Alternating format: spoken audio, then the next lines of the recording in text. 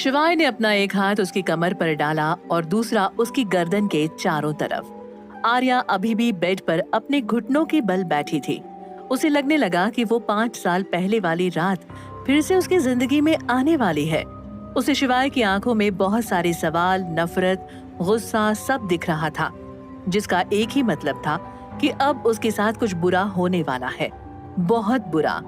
आर्या ने देखा कि शिवाय अपने शर्ट के बटन खोल रहा है। आर्या खुद को छुड़ाने की कोशिश करते हुए बोली, शिवाय छोड़ो मुझे, मैं मर जाऊंगी। शिवाय अभी मेरी बैकबोन का ऑपरेशन हुआ है। आर्या मजाकिया आवाज में नाटक करते हुए बोल रही थी। शिवाय को उसकी आवाज में मजाक साफ समझ आ रहा था। उसने आर्या को बेड पर धक्का दे दिया और खुद उसके ऊपर आकर पोलाइट आवाज में बोला, तुम्हें ये सब मजाक लग रहा है? अभी भी पूछ रहा हूँ, सच बता दो। उसके बाद तुम्हारे साथ जो होगा उसकी जिम्मेदार भी सिर्फ तुम रहोगी। आर्या खुद को छुड़ाने की कोशिश करते हुए बोली, बेवकूफ आदमी, दूर हटो मुझसे, वरना तुम्हारे लिए अच्छा नहीं होगा। बोलते बोलते आर्या की नजर दीवार पर टंगी एक पेंटिंग पर गई, जिसकी आंखें कुछ अजीब थी। मतलब यहाँ भी ऐसा कर कौन सकता है? इस आदमी में ऐसा है क्या जो लोग इसके पीछे इतने पागल हैं कि इसके हॉस्पिटल के प्राइवेट रूम को तक नहीं छोड़ा था? मुझे जल्द ही कुछ करना होगा, नहीं तो मैं इस आदमी और इसके दुश्मनों के बीच फंस जाऊंगी। और अगर अभी मैंने इसे शिवांश के बारे में बता दिया तो हो सकता है वो लोग मेरे पहुंचने से पहले शिवांश तक पहुंच जाएं। अपनी सोच में गुम आर्या का ध्यान अपने नेक पर हो रहे दर्द से टूटा। वो शिवाय को अपने ऊपर से हटाते हुए बोली, शिवाय हटो, मैं सच कह रही हूँ, मार दूंगी तुम्हें। शिवाय ने उसके हाथ को अपने हाथों में उलझा लिया और उसके चेहरे की तरफ देखते हुए बोला, मैंने पहले ही कहा था, अब भी टाइम है, बता दो, नहीं तो सजा के लिए तैयार रहो। कहते हुए वो उसके होठों की तरफ बढ़ने लगा। आर्या ने जब ये देखा तो हार मानते हुए बोली, ठीक है बताती हूँ, पहले उठो मेरे ऊपर से। शिवाय उसके ऊपर से बगल में शिफ्ट हो गया और उसका पेट खुद से सटाकर उसकी गर्दन में अपना सिर घुसाते हुए बोला, हाँ बोलो, मैं सुन रहा हूँ, और खबरदार जो झूठ बोलने की कोशिश भी की तो। आर्या झल्लाकर बोली, मुझे तो छोड़ो। शिवाय का हाथ उसके पेट से उसकी कमर तक गया और मजबूत हो गया। वो धीरे से बोला, अगर तुमने जरा भी झूठ बोला तो यहाँ से तुम्हारे ऊपर आने में ज्यादा टाइम नहीं लगेगा। आर्या फिर से अपने हाथ पैर मारते हुए बोली, कमीने आदमी, मैंने कहा ना, मैं बता रही हूँ, फिर तुम इस तरह से मुझसे क्यों चिपके हुए हो? शिवाय ने अपने पैरों से आर्या के पैरों को पकड़ लिया और उसकी गर्दन को काट लिया। आर्या जोर से चीखी। वो बोली, बदतमीज आदमी, मैंने कहा ना, मैं बता रही हूँ, फिर ये सब हरकत करने की क्या जरूरत है? शिवाय ने अपना सिर उठाकर उसे देखा तो आर्या एकदम से चुप हो गई। शिवाय बोला, अब मैं हट गया हूँ, अब बताओ। आर्या ने देखा कि शिवाय सिर्फ 3 इंच ही दूर हटा है। उसने एक गहरी सांस ली और अपनी सवाल पूछने लगी, क्यों, तुम्हारे हॉस्पिटल वालों ने तुम्हें नहीं बताया कि मेरे बच्चे का क्या हुआ? शिवाय उसे घूरते हुए बोला, यहाँ पर तुम्हारी अधूरी डिटेल्स ही हैं। आर्या ने पूछा, कितनी, मुझे भी देखनी है। शिवाय उसे घूरते हुए बोला, तुम्हारा कॉन्टैक्ट नंबर, एड्रेस और थोड़ा बहुत तुम्हारे ऑपरेशन के बारे में। आर्या अचानक से बोली, और फोटो? शिवाय चिढ़कर बोला, उस वक्त डॉक्टर तुम्हारा इलाज करेंगे या फोटो खींचेंगे? आर्या का दिमाग अचानक से 180 डिग्री घूमा। अगर फोटो नहीं थी तो डॉक्टर दीक्षित ने उसे कैसे पहचाना? वो तुरंत शिवाय की तरफ पलटकर बोली, अगर इसमें मेरी फोटो नहीं है तो? इससे आगे बोलने से पहले शिवाय ने उसे किस कर लिया। आर्या हैरान से शिवाय के इस एक्शन का रिएक्शन देने की कोशिश कर रही थी। उसने अपनी पूरी ताकत लगाकर शिवाय के दोनों टांगों के बीच अपना निशाना बनाया। शिवाय दर्द से कराहता हुआ जमीन पर गिर पड़ा। आर्या बेड से खड़ी हुई। उसे कमजोरी महसूस हो रही थी, लेकिन वो खुद को बचा सकती थी। आर्या लड़खड़ाते हुए टेबल के सामने पहुंची, फिर उसने जग उठाया और शिवाय की तरफ बढ़ते हुए बोली, तुम्हें क्या लगा, तुम जो चाहोगे मेरे साथ वो कर लोगे, हाँ? Bloody bastard, go to hell. कहते हुए उसने जग का पूरा पानी शिवाय पर उड़ेल दिया। उसने पानी कुछ इस तरह फेंका था कि आधे से ज्यादा पानी शिवाय के पीछे लगी पेंटिंग पर जा गिरा, जिससे उस पेंटिंग के बालों का काला रंग उसकी आंखों पर आ गया। वहां सिर्फ एक ही पेंटिंग थी, वो भी शिवाय की फेवरेट। वो गुस्से से बोला, वेल डन मिसेस माहेश्वरी, अब आपसे हिसाब लेने में कुछ मजा आएगा। मुझे मेरे सामने झुकने वाले लोग वैसे भी पसंद नहीं हैं। आर्या एक तिरछी मुस्कान लिए वहां से निकल गई। उसने जैसे ही दरवाजा खोला, उसे महसूस हुआ कि यहाँ कोई था। उसने नजर घुमाकर चारों तरफ देखा, पर वहां कोई नहीं था। आर्या अपना सिर झटक कर बाहर निकल गई। उसके जाते ही एक सफेद कोट पहने कोई बाहर आया। तभी शिवाय की गंभीर आवाज गूंजी, आप यहाँ क्या कर रहे हैं डॉक्टर? डॉक्टर ने पीछे मुड़कर देखा तो शिवाय की शार्प आंखों को देखकर डॉक्टर दीक्षित हड़बड़ाकर बोले, वो डॉक्टर, उस पेशेंट की हालत में कोई सुधार नहीं आया है, बस यही बताने आया था यहाँ। शिवाय अपनी चेयर पर बैठते हुए बोला, ठीक है आप चलिए, मैं अभी आता हूँ। डॉक्टर दीक्षित वहां से चले गए। उसके जाने के बाद शिवाय अपने चेयर से लगकर धीरे से बोला, नॉट बैड घरवाली, अब मजा आएगा खेल में। कभी कभी सोचता हूँ मेरा बेटा 2 पर्सनालिटी कैसे मैनेज कर लेता है। खुद से बातें करते हुए शिवाय अक्ष के वार्ड की तरफ बढ़ गया। वहां आर्या किसी तरह खुद को संभालते हुए चल रही थी। ध्यान दूसरी तरफ होने से वो सामने बेंच से टकराकर गिरने को हुई। तभी किसी ने उसे संभाल लिया। आर्या ने देखा कि उसे उसी मास्क पहनी हुई औरत ने बचाया है जिसके बेटे के लिए वो यहाँ आई थी। स्वरा जी ने आर्या को पास के बेंच पर बिठाया। आर्या बोली, थैंक्स आंटी, अब आपका बेटा कैसा है, होश आ गया उसे? स्वरा जी उससे बोली, मुझे तुमसे कुछ बात करनी है, क्या हम कहीं अकेले में बात कर सकते हैं, अगर तुम्हारी तबीयत ठीक हो तो? आर्या ने उन्हें देखा। उसकी नजर स्वरा जी के मास्क पर गई। आर्या बोली, जी ठीक है, यहाँ बाहर गार्डन है, लंच टाइम पर वहाँ कोई नहीं होगा। स्वरा जी ने उसे सहारा दिया। आर्या ने अपना पर्स उठाया और दोनों धीरे धीरे बाहर की तरफ बढ़ गई। बाहर गार्डन में एक पेड़ के नीचे बैठे आर्या और स्वरा जी चुपचाप अपने आसपास देख रहे थे।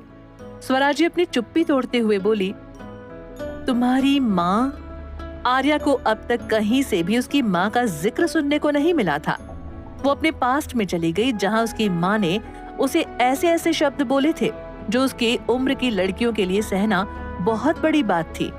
आर्या को अपनी माँ का चेहरा अपनी आंखों के सामने घूमता हुआ दिखा। उसकी मुट्ठियां कस गईं। वो गुस्से से बोली, क्या मैं जान सकती हूँ आप पर्सनल सवाल क्यों पूछ रही हैं? क्या आप उस औरत को जानती हैं? या उसे पैसों की कोई कमी हो गई है जो अब उसे मेरी याद आ रही है? कहीं ये सब उसने ही तो नहीं किया? स्वरा जी बीच में उसे टोकते हुए बोली, शांत बेटा शांत, जैसा आप सोच रही हैं वैसा कुछ नहीं है। मैंने जब तुम्हें देखा तब मुझे उसकी याद आ गई। मैं आई भी तो थी तुमसे मिलने जब तुम छोटी थी। क्या मैं याद हूँ तुम्हें? मैं तुम्हारी स्वरा मासी, भव्या की बेस्ट फ्रेंड। मुझे वो कब से नहीं मिली है।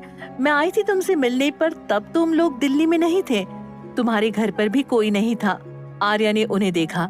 उसे याद था कि उसकी एक खूबसूरत मासी भी थी जो अपने बेटे से ज्यादा उसे प्यार करती थी, जिसके बाद उनके बेटे और आर्या में जमकर लड़ाई होती थी और हमेशा आर्या ही जीतती थी।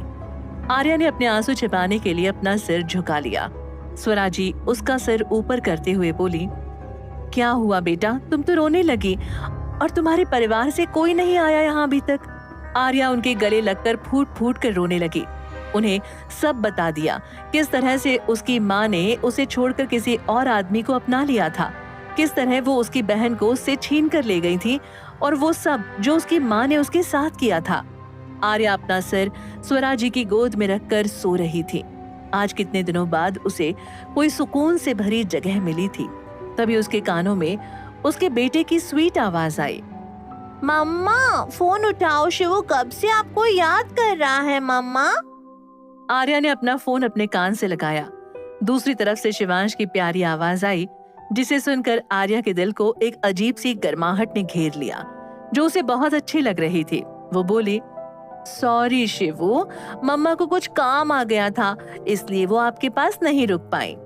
दूसरी तरफ से शिवांश की आवाज आई, इट्स ओके मामा, शिवू ने आपको माफ किया। वैसे आपने खाना खाया? आप वापस कब आ रही हो? और एक बात बताऊं आपको, ये जो मासी है ना, वो भी आपकी तरह ब्यूटीफुल है और खाना भी बहुत अच्छा बनाती हैं। लेकिन शिवू को मम्मा की याद आ रही है। मम्मा आप कब आओगी? आर्या को आज ऐसा लग रहा था कि कोई उसके पास भी है जो उसकी केयर करता है। कुछ उल्टा पुल्टा सोच रही है तो मुझे भी उसका हिस्सा बना लेना। अगर मुझे पता चला ना कि तूने अपने सपने में भी मुझे इग्नोर किया है तो देख लेना, वहीं पर तुझे हमेशा के लिए सुला दूंगी। आर्या तुरंत बेंच पर बैठ गई। उसने अपने आसपास देखा तो वहाँ दूर दूर तक कोई नहीं था। वो धीमी आवाज में बोली, यार वही तू भी ना, ऐसे कौन डराता है? कितनी मुश्किल से तो मुझे नींद आ रही थी। वाह वाह वाह, यहाँ हम दोनों कबूतरों की तरह तेरे आने का वेट कर रहे हैं कि तू आएगी, थोड़ा फास्ट फूड लाएगी और हम तीनों मिलकर खाएंगे, और तू वहाँ सो रही है। जल्दी बता तू क्या करने गई है वहाँ? कहीं तू दानवीर कर्ण बनने तो नहीं गई है? देख, पहले से ही तेरे शरीर में पानी के अलावा कुछ नहीं है। ये फिर से दान पुण्य का विचार अपने अंदर से निकाल दे। आर्या मुस्कुराते हुए वापस स्वराजी की गोद में अपना सिर रखते हुए बोली, टेस्ट सारे पॉजिटिव हैं, इसलिए तुझे चिंता करने की जरूरत नहीं है। और हाँ, आज खाना घर पर ही बनेगा। मैं एक मेहमान को लेकर आ रही हूँ। मेरे आने तक तुम दोनों अच्छा सा खाना बनाकर रखना। आर्या ने बिना उन्हें कोई मौका दिए फोन रख दिया। स्वराजी उसका सिर सहलाते हुए बोली, तुम यहाँ किसके साथ रहती हो? जहाँ तक तुमने बताया तुम्हारी बहन अपने घर पर रहती है। आर्या बोली, और कौन, मेरे हृदय के दो टुकड़े मिले हैं, उन्हीं से बात कर रही थी। आर्या मजाकिया अंदाज में बोली। स्वराजी अंदाजा लगाते हुए बोली, एक टुकड़ा तो वाही होगी और दूसरा? आर्या उनकी गोद से उठते हुए बोली, दूसरा आपके लिए सरप्राइज है। अब एक बात बताइए, आपने ये मास्क क्यों पहना है? स्वराजी हिचकिचाते हुए बोली, अरे ज्यादा कुछ नहीं, बस मुझे हॉस्पिटल की स्मेल पसंद नहीं है। आर्या जिद करते हुए बोली, लेकिन मुझे देखना है, आप अभी भी उतनी ही सुंदर हैं या बदल गई हैं? स्वराजी हिचकिचाते हुए बोली, लेकिन तब तक आर्या उनके चेहरे पर से मास्क उतार चुकी थी। लेकिन ये क्या? ये चेहरा तो उसकी मासी का नहीं था। वो परेशान होकर बोली, आंटी मुझे अच्छे से याद तो नहीं है, पर आप थोड़ी अलग लग रही हैं। स्वराजी चेहरा लटकाते हुए बोली, हाँ कैसे याद होगा तुम्हें, तब तुम सिर्फ 5 साल की ही तो थी। रही बात मेरे चेहरे की, तो मैंने प्लास्टिक सर्जरी करवाई है। एक बार मेरे घर में आग लग गई थी, तब मेरा चेहरा इस तरह जल गया था कि मैं मरने की कगार पर आ गई थी, इसलिए डॉक्टर्स ने मेरा चेहरा बदल दिया। आर्या उनके चेहरे को अपने हाथों में लेकर ऊपर नीचे करते हुए बोली, वैसे आप खूबसूरत तो अभी भी वैसी ही हैं। लगता ही नहीं है कि आपका इतना बड़ा बेटा भी हो सकता है। आपका फिगर भी एकदम ऐसा वाला है। आर्या ने अपने हाथों से सेक्सी फिगर का पोस्चर बनाते हुए स्वराजी को आंख मार दी। क्या आर्या को अपने इस नए सफर में मिला है स्वराजी का साथ? क्या है शिवाय का राज? कौन रख रहा था आर्या और शिवाय पर नजर? जानने के लिए सुनते रहिए ये कहानी पॉकेट एफएम पर।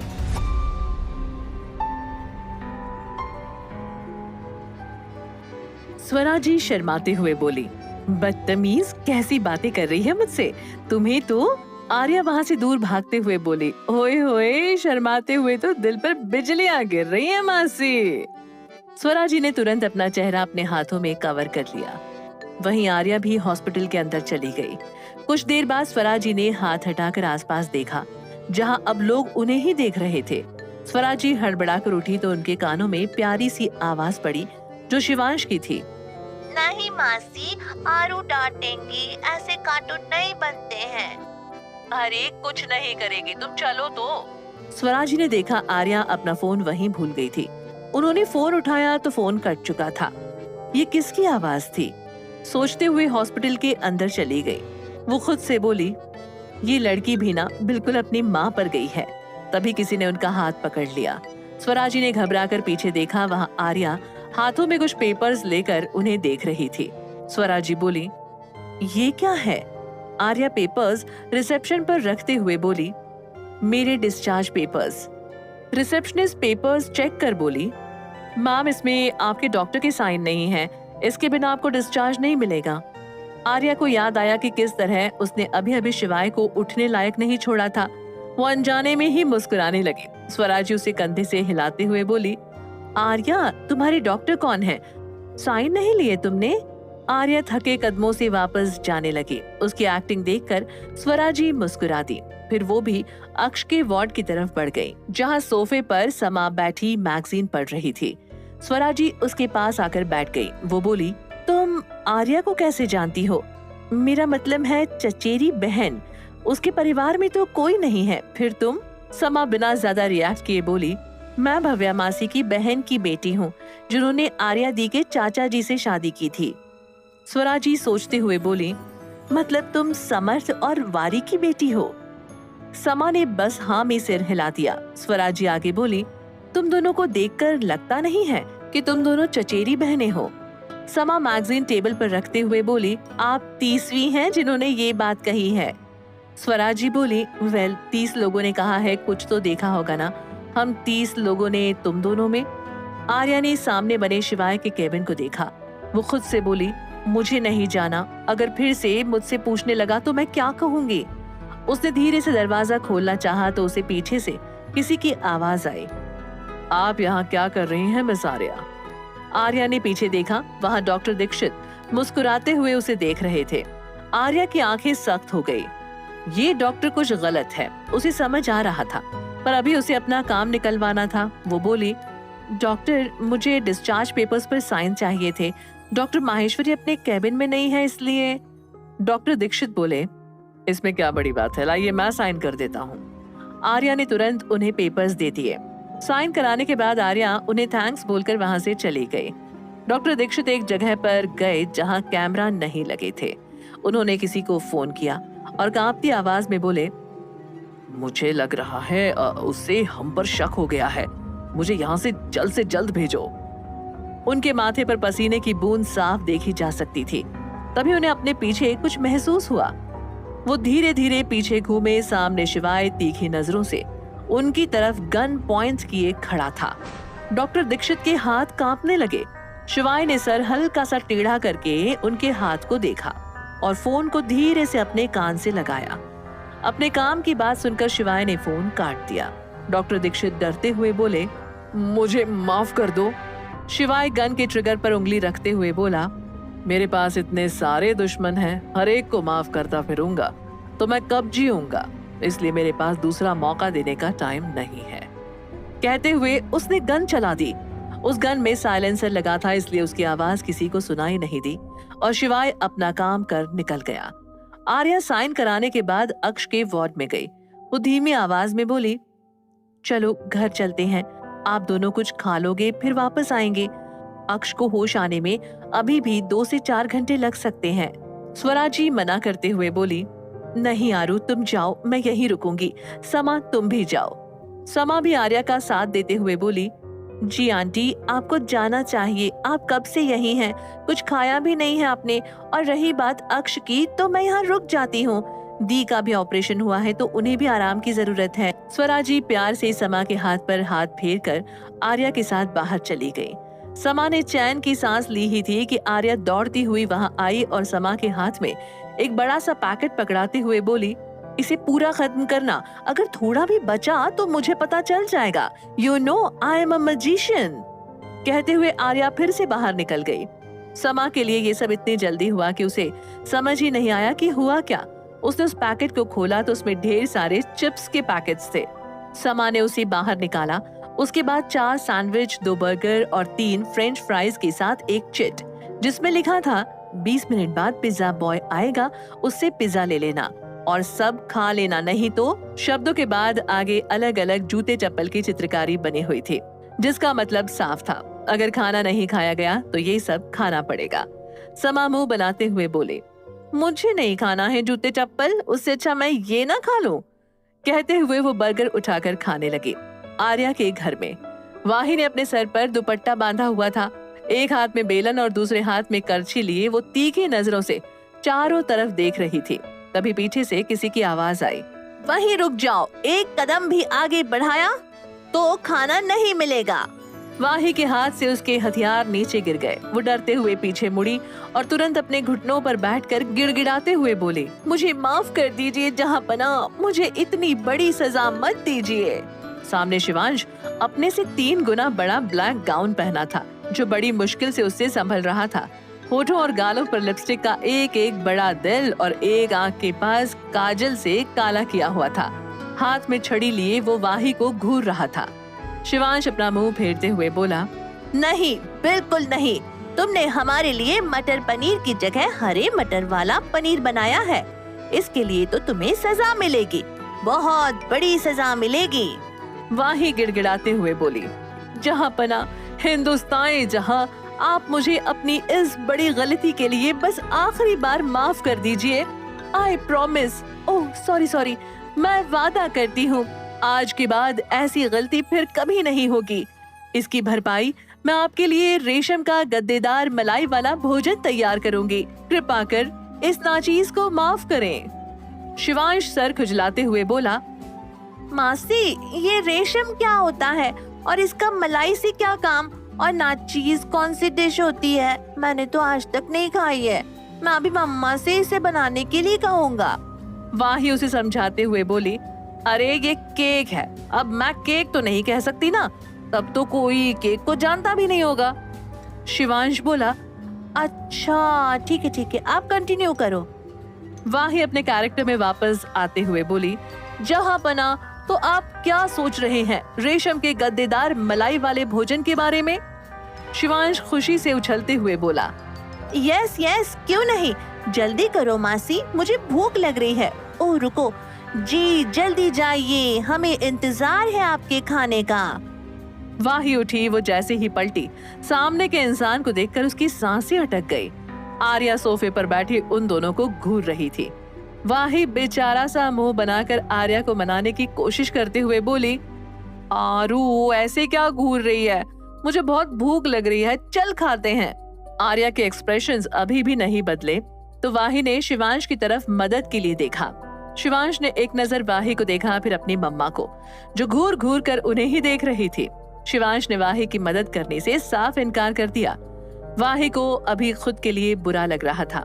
एक ऐसी दोस्त मिली है जो उसे कच्चा खाने के लिए तैयार बैठी है, दूसरा उसका बेटा जिसकी वजह से ये सब हो रहा था, और डांट उसे पड़ने वाली थी। आर्या वाही से बोली, शिवांश को शिवांश बनाकर 10 मिनट में मेरे सामने लाओ, नहीं तो भूल जाओ कि तुमने आज जो खाना इतने प्यार से बनाया है वो तुम्हें नसीब भी होगा। आर्या की इस बात पर वाही शिवांश को लेकर वहाँ से तुरंत गायब हो गई। आर्या ने पीछे देखा, जहाँ कोई नहीं था। वो दरवाजे तक गई तो वहाँ स्वराजी सभी चीजों को ध्यान से देख रही थी। आर्या उनके सामने आकर बोली, क्या हुआ मासी, आप क्या देख रही हैं? स्वराजी ने उसे देखकर ना में सिर हिला दिया। आर्या बोली, तो फिर चलें? स्वराजी ने हाँ में सिर हिला दिया और दोनों अंदर चली गई। स्वराजी ने सामने देखा, पूरा घर अच्छी तरह से साफ था। उनकी नजरें चारों तरफ घूम ही रही थी कि सामने खड़े उस छोटे बच्चे को देखकर उनके कदम वहीं जम गए। ये तो क्या जो वो सोच रही हैं वो सच है? उनकी आंखों में मानो कई एहसास एक साथ आ गए थे। आर्या शिवांश को अपनी गोद में उठाते हुए बोली, शिवू, इनसे मिलो, ये मेरी मासी हैं, स्वरा मासी।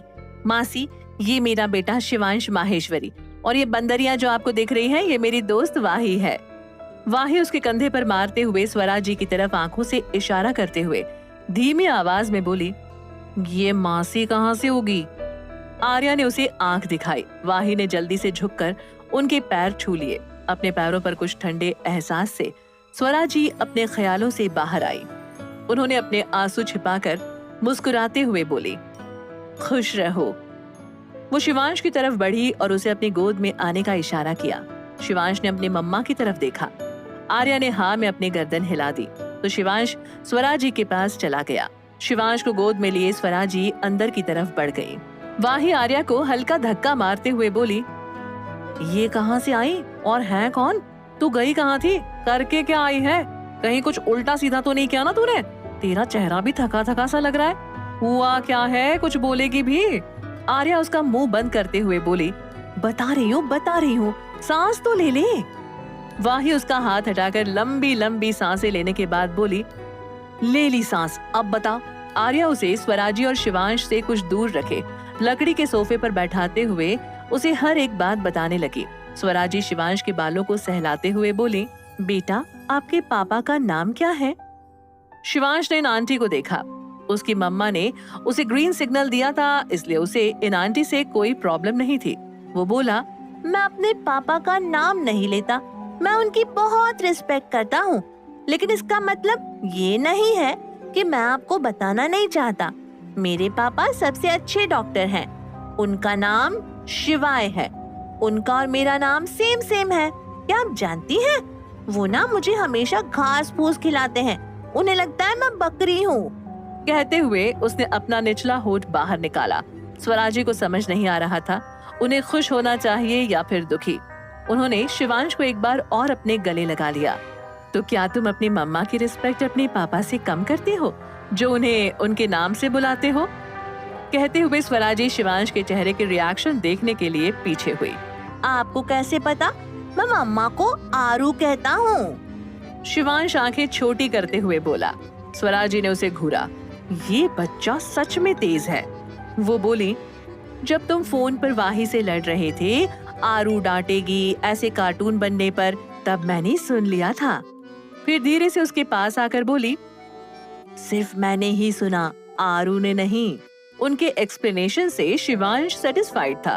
वो अपनी प्यारी आवाज में बोला, ओहो दादी, मुझे लगा था आप समझदार होंगी, पर आपको तो कुछ समझ ही नहीं आता।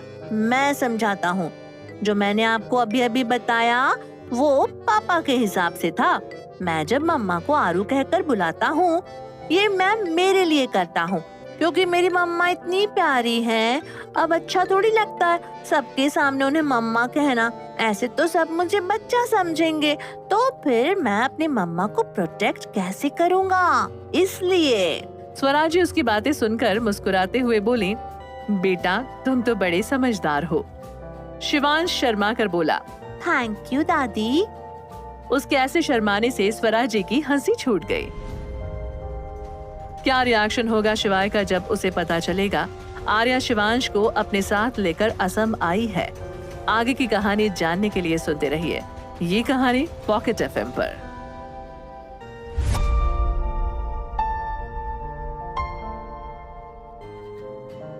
वाही आर्या की तरफ अपने हाथ का पंच बनाते हुए बोली, साली कमीनी, मरवर जाती तो खून देने से मना किया तो हड्डी देकर आ गई। अब चल भी कैसे रही है जैसे कुछ हुआ ही नहीं। वो लड़का जिसको अपनी हड्डी देकर आई है, उसका क्या हुआ? एक मिनट, तूने आज हड्डी दी और आज ही वापस भी आ गई। सच बता, कहीं भाग कर तो नहीं आई है ना तू? आर्या उसका मुंह बंद करते हुए बोली, अरे मेरी माँ चुप हो जा, बता रही हूँ ना मैं। ये सिर्फ एक बोन डोनेट करने की बात थी। मेरी बॉडी इसे दोबारा ग्रो कर लेगी, इसलिए मैंने अपनी बोन डोनेट की है। नहीं तो मुझे अभी मरने का कोई शौक नहीं है। और अक्ष भी अब ठीक है। समा उसके पास रुकी है। तू तो जानती है वो अपनी जान से ज्यादा उसका ख्याल रखेगी। अब चल, मैंने कब से ठीक से कुछ खाया नहीं है। खाना खाते हैं, फिर तेरे जहां पना को भी तो असम घुमाना है। आर्या बिना वाही की बात सुने वहाँ से निकल गई। वाही भी हैरान परेशान सी उसके पीछे पीछे चली गई। दूसरी तरफ हेल्थ केयर हॉस्पिटल में समा अपने सामने बेड पर लेटे अक्ष को निहार रही थी। समा खुद से बोली, वाह समा, क्या चॉइस है तेरी, कितना प्यारा क्रश है तेरा। Lovable, humble, cute, handsome. समा, तेरी तो लॉटरी लग गई। बस इसे पटाना बचा है, फिर तो मेरी लाइफ सेट है। भूख भी लग रही है, कुछ खाने के लिए ले आऊं? हाँ चलते हैं, वैसे भी यहाँ बैठे बैठे बोर होने से अच्छा कुछ खाने के लिए लेकर आती हूँ, फिर आराम से रोमांटिक मूवी देखते देखते खाती हूँ। समा उठी और हॉस्पिटल की कैंटीन की तरफ बढ़ गई। उसने चारों तरफ देखा, जहाँ उसे कोई भी नहीं दिख रहा था। समा को अजीब लगा, पर उसने माइंड नहीं किया। वो गाने गाते हुए अपनी मस्ती में कैंटीन की तरफ जा रही थी। उसने अपने लिए कोल्ड कॉफी और ढेर सारे चिप्स के पैकेट्स लिए। वापस आते वक्त समा लिफ्ट में गई। उसने चौथे फ्लोर का बटन प्रेस किया। अचानक से लिफ्ट की लाइट फ्लिकर करने लगी। समा लिफ्ट का बटन बार बार प्रेस करने लगी। उसे घबराहट और घुटन होने लगी। वो जोर जोर से चिल्लाने लगी, हेल्प हेल्प, कोई है, प्लीज मेरी मदद करो। समा को अब सांस लेने में दिक्कत होने लगी। उसके माथे पर पसीना आने लगा कि अचानक से लाइट बंद हो गई और लिफ्ट का दरवाजा खुल गया। समा हड़बड़ाकर लिफ्ट से बाहर गिर गई और लंबी लंबी सांसें लेने लगी। वो साइड में एक दीवार के सहारे बैठ गई। उसने धीरे से अपनी आंखें खोलकर चारों तरफ देखा, जहां अंधेरे के सिवा कुछ नहीं था। उसे अब डर लगने लगा। उसने देखा कि उससे कुछ दूरी पर 2 लाल आंखें उसे देख रही हैं। वो डर कर दीवार से और चिपक गई। उसने दूसरी तरफ देखा तो वहां भी 2 लाल आंखें उसे ही देख रही थी। समा ने देखा कि 7-8 काले साए उसकी तरफ बढ़ रहे थे, जिनके हाथ उनके शरीर से बड़े थे। वो उड़ते हुए समा की तरफ बढ़ रहे थे। समा इतना डर गई थी कि वो सांस भी नहीं ले रही थी। वो धीरे से अपनी जगह से उठी और पूरी जान लगाकर ऑपोजिट डायरेक्शन में भागी। उसने पीछे मुड़कर देखा तो उन काली परछाइयों का आकार बढ़ता जा रहा था। वो उसकी तरफ दुगनी तेजी से बढ़ रहे थे। समा का चेहरा पूरा पसीने से तर हो गया था। वो साया उसे छूने ही वाला था कि समा किसी कठोर चीज से टकराकर गिर गई।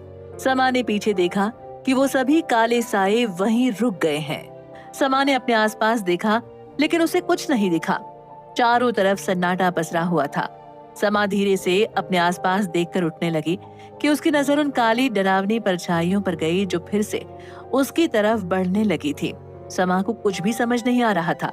उसने खुद को चेक किया, उसे कुछ भी नहीं मिला उन सभी से लड़ने के लिए।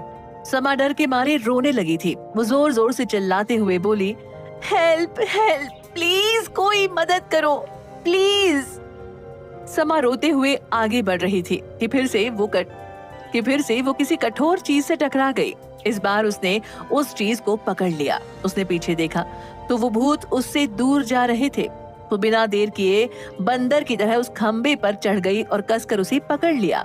समा को महसूस हुआ कि कोई उसे खींच रहा था। उसने अपनी पकड़ और कस ली, अपनी आंखें भी कसकर बंद कर ली। कुछ देर बाद जब वो थोड़ी शांत हुई तो उसने हल्के से अपना सिर उठाकर अपने आसपास देखा। वो ये सब देखकर हैरान रह गई कि अभी चारों तरफ लाइट है। उसने देखा कि उसके आसपास लोग भी हैं जो उसे अजीब तरह से घूर रहे थे।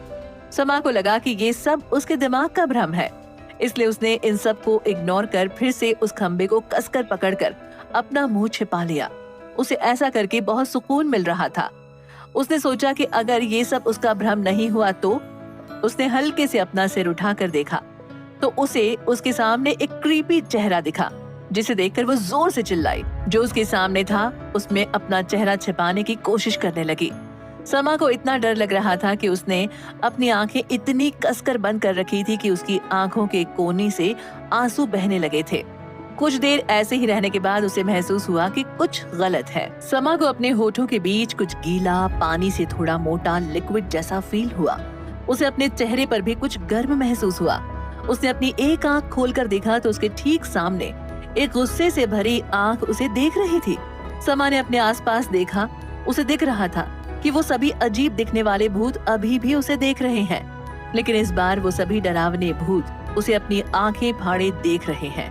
उसने झट से अपनी आंखें बंद की और अपने हाथों की पकड़ और कस ली। उसे लगा जैसे उसके शरीर पर कुछ रेंग रहा है। उसके पीछे कुछ है, शायद दीवार। उसे कपड़े फटने की आवाज आई, जिसे सुनकर वो अचानक से होश में आई। उसने झटके से अपनी आंखें खोली तो पाया कि उसके चेहरे के ठीक सामने एक चेहरा है जो गुस्से से भरा हुआ है। उसने खुद को देखा, फिर अपने आसपास देखने लगी। क्या ये सब सच है या वो कोई सपना देख रही है? वो एक लड़के के नीचे थी। उसके होठ उस लड़के के होठों पर बुरी तरह जकड़े हुए थे। उसने देखा कि उस आदमी ने उसे टेबल पर झुका रखा है और उसकी कुर्ती का एक हिस्सा उसके हाथ में है। समा हैरान थी खुद को देखकर। वो कैसे किसी आदमी के इस तरह गले पड़ सकती थी? उसने अपने हाथों को देखा जो उस आदमी के गले पर सांप की तरह लिपटे हुए थे। अगर अभी कोई और उन दोनों को देखता तो यही समझता कि लड़की ही लड़के को अप्रोच कर रही है। शायद ऐसा था भी। समा खुद को छुड़ाने की कोशिश करने लगी। उस लड़के को जैसे ही ये महसूस हुआ, उसने समा के पेट पर अपना हाथ रख उसे टेबल की तरफ धकेलने लगा। उसका एक हाथ टेबल पर था और दूसरा उसके पेट पर। समा खुद को छुड़ाने की कोशिश कर रही थी, पर वो लड़का उसे छोड़ नहीं रहा था। समा ने पूरी ताकत लगाकर खुद को उस आदमी से अलग किया।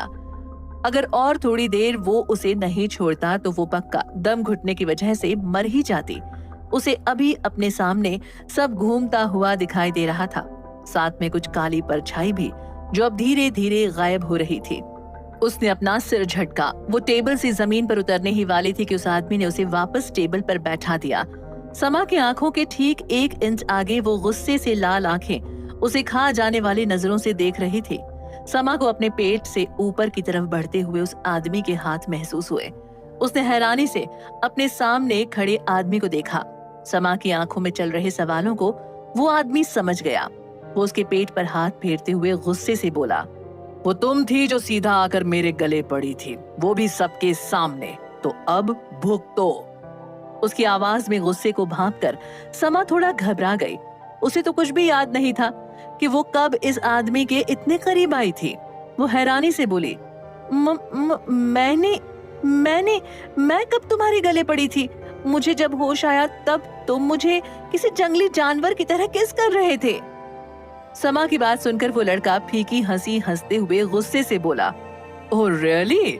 तुम्हें अभी भी इतने गट्स हैं? तुम खुद आकर मेरे ऊपर बिना मेरी परमिशन के चढ़ो और किसी प्यासी चुड़ैल की तरह मुझे किस करो, फिर मेरे सामने ये सब नाटक करो। मैं कोई बेवकूफ नहीं हूँ। समा हैरानी से बोली, मैंने कब तुम्हें किस किया? ये सब मुझे क्यों नहीं पता है?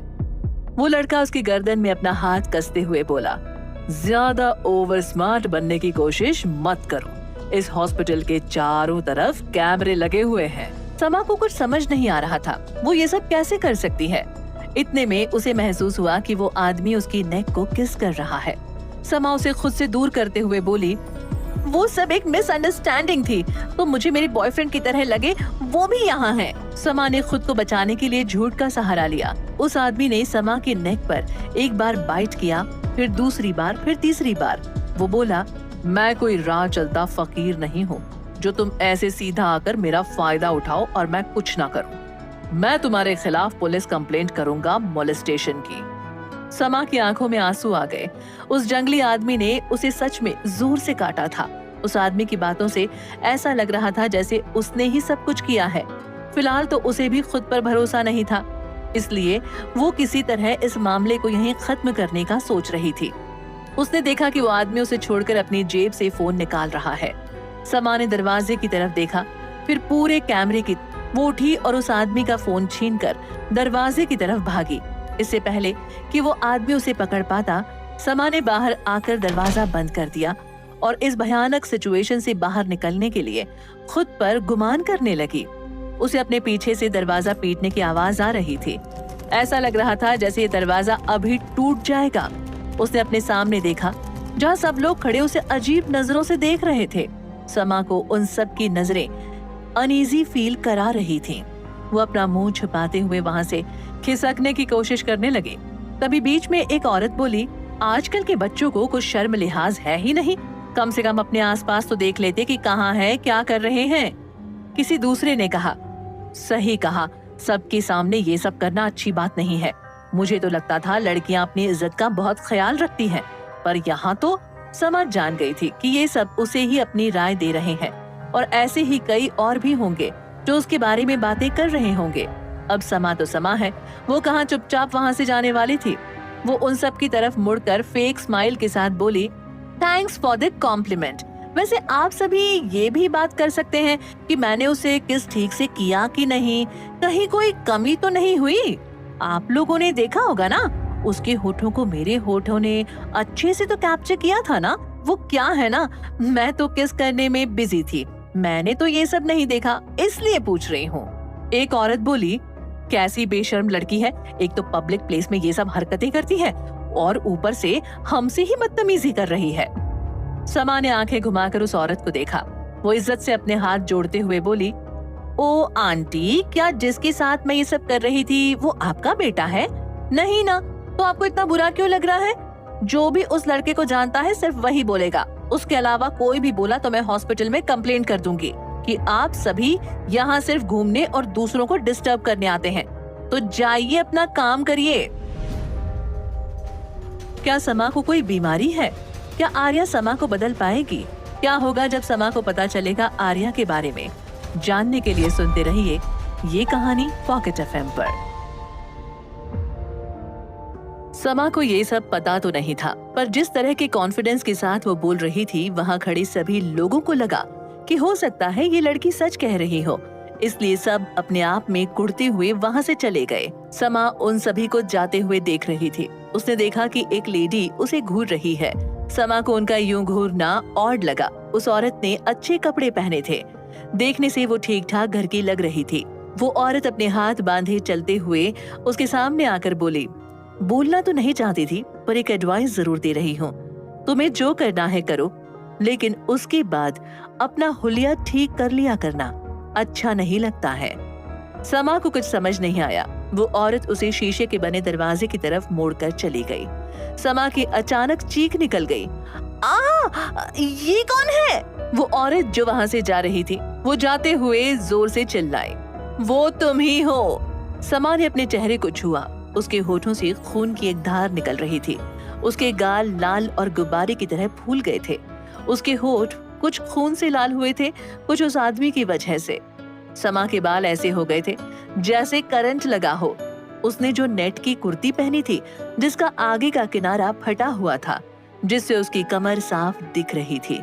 समा की नजर अपने पेट पर गई, जहां उंगलियों के निशान साफ दिख रहे थे। उसकी नजर अपने गले पर गई, जहां 3 लाल निशान के साथ 3 उंगलियों के निशान दिख रहे थे। समा ने निराशा से अपना सिर झुका लिया। मुझे भी यही आदमी मिला था किस करने के लिए, अक्ष को ही कर लेती। समा, क्या चाहता तेरा? तभी एक जोरदार आवाज आई, जिसे सुनकर समा घबरा गई। ये बाहर आया तो सबसे पहले मेरा ही कल्याण करेगा। भाग ले समा, भाग। खुद में बड़बड़ाते हुए समा उल्टे पैर वहां से भाग गई।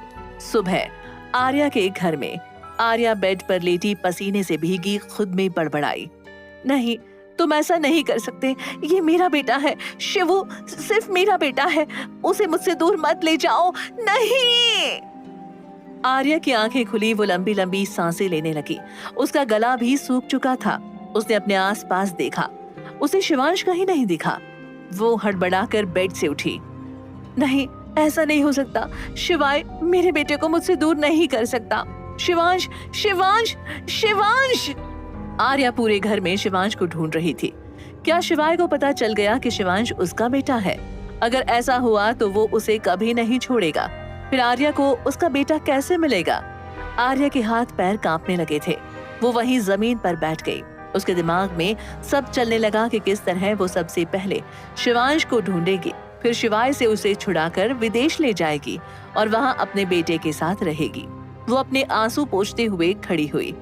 आर्या वापस अपने कमरे में गई, जहां से उसने अपनी गन निकालकर अपने पास रख ली और घर से निकल गई।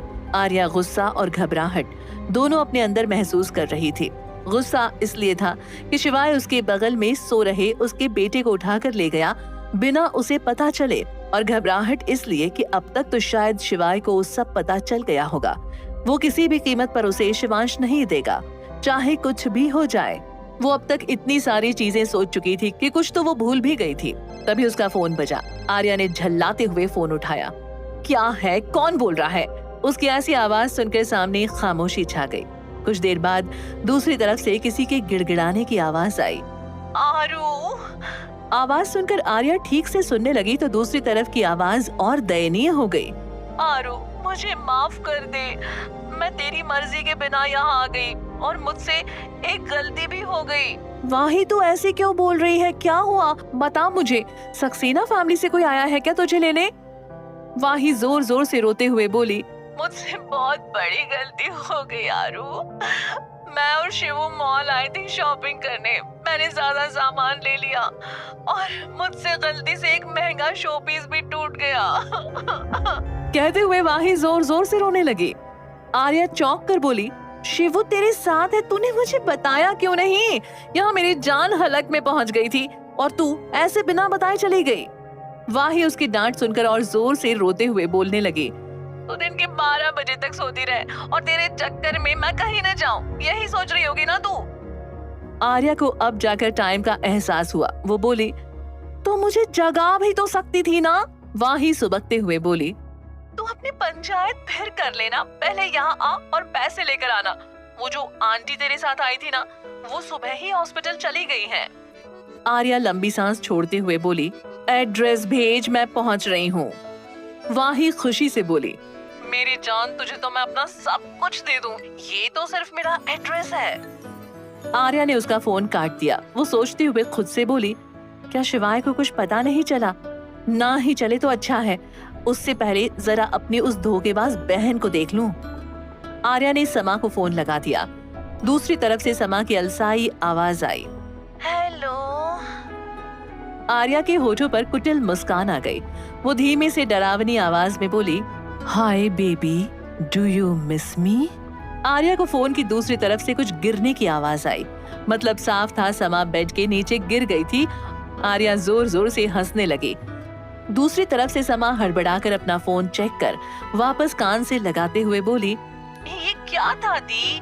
आर्या अपनी हंसी रोकते हुए बोली, तुम्हें उठाने की एक छोटी सी कोशिश जो अब पूरी हो गई है। समा चिढ़ते हुए वापस बेड पर बैठते हुए बोली, अब कोशिश कामयाब हो गई है तो बता दो फोन क्यों किया है आपने? आर्या सोचते हुए बोली, मैंने सोचा तुम्हारा हाल चाल पूछ लूं। कैसी रही कल की रात अकेले पूरे हॉस्पिटल में? समा की आंखों के सामने रात की बात घूमने लगी। कैसे वो डर के मारे किसी आदमी पर चढ़ गई थी। उनकी वो इंटीमेट किस, ऐसा लग रहा था जैसे समा उस आदमी की जान उस किस के जरिए सोख रही हो। ये सब याद आते ही उसका गला सूखने लगा। वो खुद में बोल पड़ी, सच में मैं प्यासी चुड़ैल ही बन गई थी उस वक्त। क्या क्या क्या कहा तूने समा? आर्या की आवाज सुनकर समा होश में आई। अपना सिर झटकते हुए वो बोली, नहीं कुछ नहीं, कुछ तो नहीं, मैं कहाँ कुछ बोली। आर्या रहस्यमय तरीके से मुस्कुराते हुए बोली, अक्ष कैसा है अब? हाँ? आर्या की मुस्कान और बड़ी हो गई। वो बोली, अक्ष जिसकी देखभाल के लिए तुम वहाँ हो? समा अपना सिर पकड़ते हुए बोली, हाँ हाँ अक्ष ठीक है, उसे होश भी आया था पर फिर से वो बेहोश हो गया है। डॉक्टर ने कहा है अब अक्ष खतरे से बाहर है। आर्या बोली, ठीक है, अब तुम सो सकती हो और अगर कोई प्रॉब्लम हो तो मुझे कॉल कर लेना। अगर ना उठाऊं तो मेरे सामने आ जाना। मुंह उठाकर खुद ही सॉल्व करने मत चली जाना। अब मैं फोन रख रही हूँ। अपने फोन को देखते हुए समा खुद में सोचते हुए बोली, क्या मुझे दी को सब बता देना चाहिए? हो सकता है वो मेरी हेल्प कर दे। समा अपनी कही बात को नकारते हुए बोली, नहीं नहीं समा, ये तेरे लिए खतरनाक होगा। तुझे अपनी जान प्यारी नहीं है क्या? तुझे अक्ष के साथ अपना घर तो बसाना है, छोटा सा प्यारा सा। ये सोचते ही समा को अपने शरीर में गुदगुदी सी होने लगी। वो अपना मुंह अपने हाथों में छुपाते हुए अपने फ्यूचर के सपने सजाने लगी। दूसरी तरफ आर्या की कार एक बड़े और लग्जूरियस मॉल के सामने आकर रुकी। वो कार से उतरते हुए बोली, जाल तैयार है, मछली अपने कदम बढ़ा रही है, बस थोड़ा टाइम चाहिए, फिर मछली भी अपनी और समुद्र भी। अपने दिमाग में चल रहे ख्यालों से आर्या को खुशी हो गई। वो मॉल में एंटर हुई। वो बड़ा सा चमचमाता मॉल अपनी शान शौकत से ये बता रहा था कि यहाँ किसी आम आदमी के लिए कुछ नहीं था। आर्या को वहाँ खड़ी अटेंड भी अजीब नजरों से देख रही थी। आर्या को इस सब से कोई फर्क नहीं पड़ा। उसने अपना फोन निकालकर वाही को कॉल किया। ये मॉल उस एरिया का सबसे महंगा मॉल था, तो वहाँ के सभी स्टाफ को भी बड़े लोगों को हैंडल करने के तरीके अच्छे से पता थे और उन्हें पहचानना भी। आर्या आगे बढ़ रही थी। चलते हुए वो एक स्टाफ से टकरा गई। वो उस लेडी की मदद करते हुए बोली, आई एम सॉरी, मेरी गलती है, मुझे देखकर चलना चाहिए था, आपका सामान भी गिरा दिया। उस लेडी ने हल्के से मुड़कर आर्या को देखा। उनके चेहरे पर मास्क था। वहाँ के सभी स्टाफ के चेहरे कवर थे और हाथों में ग्लव्स। इससे पहले वो कोई जवाब देती, पीछे से एक लड़की की गुस्से भरी आवाज आई, तुम देखकर नहीं चल सकती, पता नहीं कहां से मुंह उठाकर आ जाते हैं। कहते हुए वो लड़की आर्या की तरफ मुड़कर आगे बोली, देखो तुमने कितने पैसों का नुकसान किया है। अब जब तक तुम इसका पेमेंट नहीं कर देती तब तक तुम यहाँ से कहीं नहीं जाओगी। उस लड़की को लगा कि जिस लड़की के पास पहनने के लिए अच्छे कपड़े नहीं है, वो क्या है इस लग्जूरियस मॉल की चीजें अफोर्ड कर पाएगी। वो लेडी बीच में बोली, नहीं इसमें मेरी भी। इससे आगे कि वो कुछ कहती, उस लड़की ने उन्हें आंख दिखाई जिससे वो चुप हो गई। आर्या को अभी ये सब समझने में टाइम लग रहा था कि अचानक से ये लड़की कैसे सीधे आकर उस पर चढ़े जा रही है। उसने एक नजर खुद को देखा। उसने वही कल रात के कपड़े पहने हुए थे और वो बिना नहाए यहाँ आ गई थी। वो लड़की खुद में बड़बड़ाई, आज सुबह सुबह पता नहीं किसका चेहरा देख लिया था जो आज इतनी मुश्किल आ रही है। एक वो लड़की थी जो बिना पैसे लिए ही यहाँ आ गई और अब ये जो बिना मुंह धोए ही यहाँ आ गई। तभी दो लोग चिल्लाते हुए आर्या की तरफ आए, मम्मा, आरू। वाही ने शिवांश को अपनी गोद में पकड़ रखा था। उन दोनों का मुंह छोटा सा हो गया था। आर्या समझ गई कि इस सभी ने उन दोनों की भी खूब बेइज्जती की है, तभी उन दोनों के चेहरे ऐसे लटके हुए हैं। वाही की आवाज सुनकर उसके पीछे खड़ी लड़की ने सिर निकालकर सामने देखा। आर्या कहीं से भी अमीर नहीं लग रही थी, इसलिए वो बेफिक्र होकर उन तीनों का मजाक उड़ाते हुए बोली, आ गई एक और भिखारिन, लगता नहीं है इसके पास भी कुछ होगा, और तुमने तो पहले ही अपनी औकात से बाहर के पैसे यूं ही उड़ा दिए हैं। अब बिना पैसे दिए तो तुम सभी यहाँ से जाने से रहे। वाही, जो कब से उस लड़की की बातें सुने जा रही थी, उसका सब्र अब टूट गया। उसने शिवांश को अच्छे से एडजस्ट किया और उस लड़की की तरफ पॉइंट करते हुए बोली, गलती मुझसे हुई है तो मुझसे बात करो, उसे बीच में लाने की क्या जरूरत है, उसे कुछ नहीं पता। वो लड़की जोर से चिल्ला चिल्ला कर वहाँ के स्टाफ को आवाज देने लगी, क्या आपके यहाँ के वीआईपी कस्टमर को ऐसे ही ट्रीट किया जाता है, वो भी इन 2 कौड़ी के लोगों के लिए जो यहाँ से एक बिंदी तक नहीं खरीद सकते। उस लड़की के चिल्लाने पर वहाँ आसपास जितने भी स्टाफ मेंबर गेस्ट को अटेंड कर रहे थे, वो सभी उसके सामने आ गए। एक सीनियर स्टाफ उसके सामने आकर बोला, मैम, आपको जो भी प्रॉब्लम है वो आप बता सकती हैं, यहाँ और भी बहुत कस्टमर्स हैं जो डिस्टर्ब हो रहे हैं। उसकी बात सुनकर वो लड़की एकदम से शांत हो गई। वो वाही की तरफ इशारा करते हुए बोली, इसने मेरी कीमती एक्सेसरीज तोड़ दी हैं और अब पैसे भी नहीं है इसके पास। अगर तुम इसे यहाँ से बेइज्जत कर नहीं भेजते हो तो मैं तुम्हें तुम्हारी नौकरी से निकलवा दूंगी। जानती तो होंगे ही मुझे, आशिका रायजादा नाम है मेरा। वो अटेंड घबराते हुए बोला, जी जी जी मैम। वो अपना सिर झुकाकर वाही के सामने जाकर खड़ा हो गया। वो बोला, सॉरी मैम, आपको जाना होगा यहाँ से। और इसके दोस्त को भी, आशिका पीछे से बोली। उसके चेहरे पर घमंड साफ दिख रहा था। वो अटेंड जानता था कि यहाँ रायजादा फैमिली का सिक्का चलता है, इसलिए वो ना ही अपने लिए और ना ही इन 2 लड़कियों के लिए कोई मुसीबत चाहता था। उसने आर्या को देखा, जिसके चेहरे पर कोई भाव नहीं थे। वो लगातार आशिका को देखे जा रही थी। क्या होगा आगे? क्या आर्या बचा पाएगी वाही और शिवांश को? कौन है आशिका? क्या उसकी आर्या से कोई दुश्मनी है? जानने के लिए सुनते रहिए ये कहानी पॉकेट एफएम पर।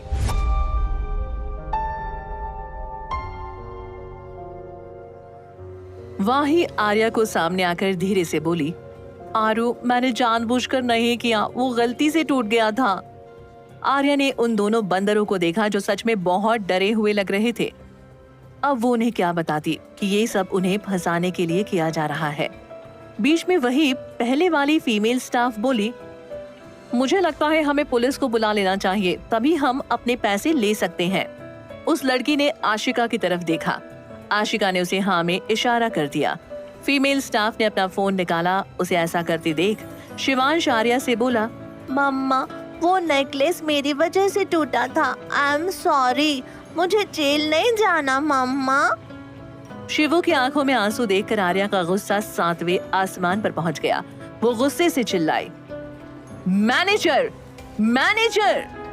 उसके चिल्लाने पर आशिका उसका मजाक उड़ाते हुए बोली, तुम्हें क्या लगता है मैनेजर से तुम अपने इस दोस्त के लिए भीख मांगोगी और वो दे देगी? नेवर, बल्कि तुम तीनों को पुलिस के हवाले कर देगा। एंड यू नो व्हाट, तुम जैसे भिखारी यही डिजर्व करते हो।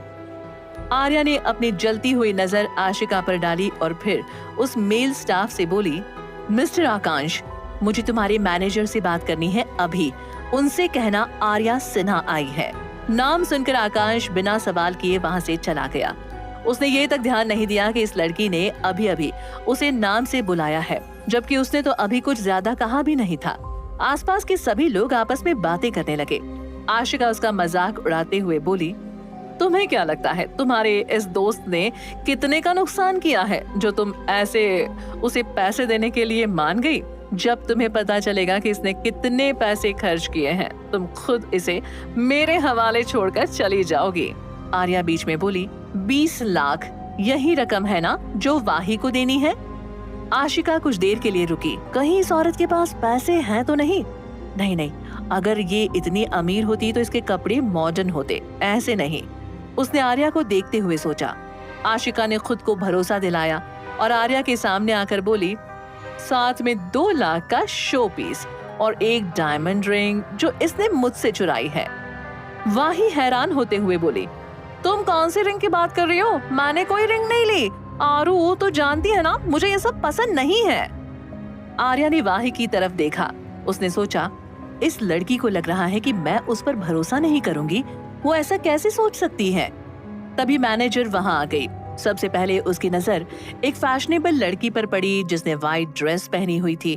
मैनेजर उसे जानती थी। वो रिस्पेक्ट से बोले, क्या हुआ मिस रॉयज़ादा, कोई प्रॉब्लम हुई है हमारे स्टाफ से? मैनेजर को इस तरह से आशिका से बात करते देख सभी को समझ आ गया कि अब इन तीनों को कोई नहीं बचा सकता। आशिका भी एक विनिंग स्माइल के साथ आर्या को देखने लगी। पहले उसका आर्या को फंसाने का कोई इरादा नहीं था, पर अब जब वो खुद उसे सामने से उकसा रही थी तो वो पीछे कैसे रह सकती थी। आशिका बोली, नो मिस अवी, पर इन दोनों ने जरूर आपका अच्छा खासा नुकसान कर दिया है। वो वाही और उसके गोद में बैठे शिवांश की तरफ इशारा करते हुए बोली।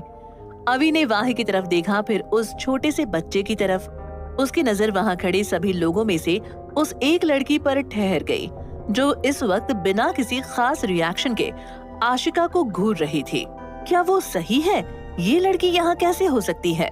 सोचकर ही उसके माथे पर पसीने की बूंदें बनने लगी। वो हड़बड़ाकर आर्या के सामने जाकर अपना सिर झुकाकर धीरे से बोली, आप यहाँ क्या कर रही हैं मिस? क्या मुझसे या हमारे स्टाफ से कोई गलती हो गई है? अगर ऐसा है भी तो प्लीज हमें माफ कर दीजिए, मैं अभी उसे इस मॉल से निकालती हूँ।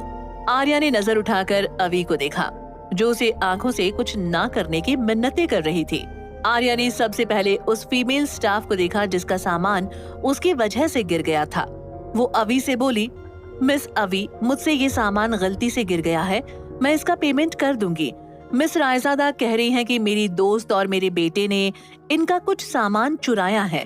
क्या आप सीसीटीवी सबके सामने दिखा सकती हैं? अवी ने आंखों से ही आर्या से कहा, ये सब करने की क्या जरूरत है, मैं संभाल लूंगी ना। आर्या भी उसे आंखों से ही जवाब देते हुए बोली, नहीं, इसने मेरे बेटे को रुलाया है, इसे सजा तो मिलेगी। अवी हार मानते हुए उस मेल स्टाफ से बोली, आकांश, सीसीटीवी फुटेज मॉल की एलईडी स्क्रीन पर चलाओ।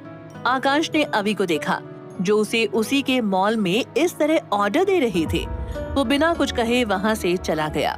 आशिका का चेहरा ये देखकर पीला पड़ गया। वो जानती थी कि अब उसके साथ क्या होने वाला है। वो अवी पर चिल्लाते हुए बोली, मैनेजर, तुम मेरी बात ना मानकर इस लड़की की बात मान रही हो। इसके लिए तुम्हें अपनी जॉब से हाथ धोना पड़ सकता है। कहीं ऐसा तो नहीं कि तुम इसे जानती हो और इसे बचाने की कोशिश कर रही हो? आर्या ने आंखों ही आंखों में अवी से कहा, देख लो, और तुम इसे बचाना चाहती थी। अवी उसकी बात समझ गई। वो आशिका की तरफ देखकर बोली, हाँ, मैं इसे जानती हूँ, इसने मुझे बचाया था, पर मैं इसलिए इसकी तरफ नहीं हूँ कि इसने मुझे बचाया था, बल्कि इसलिए हूँ क्योंकि मैं जानती हूँ कि ये सही है। तुम जो कर सकती हो कर लो, आई डोंट केयर।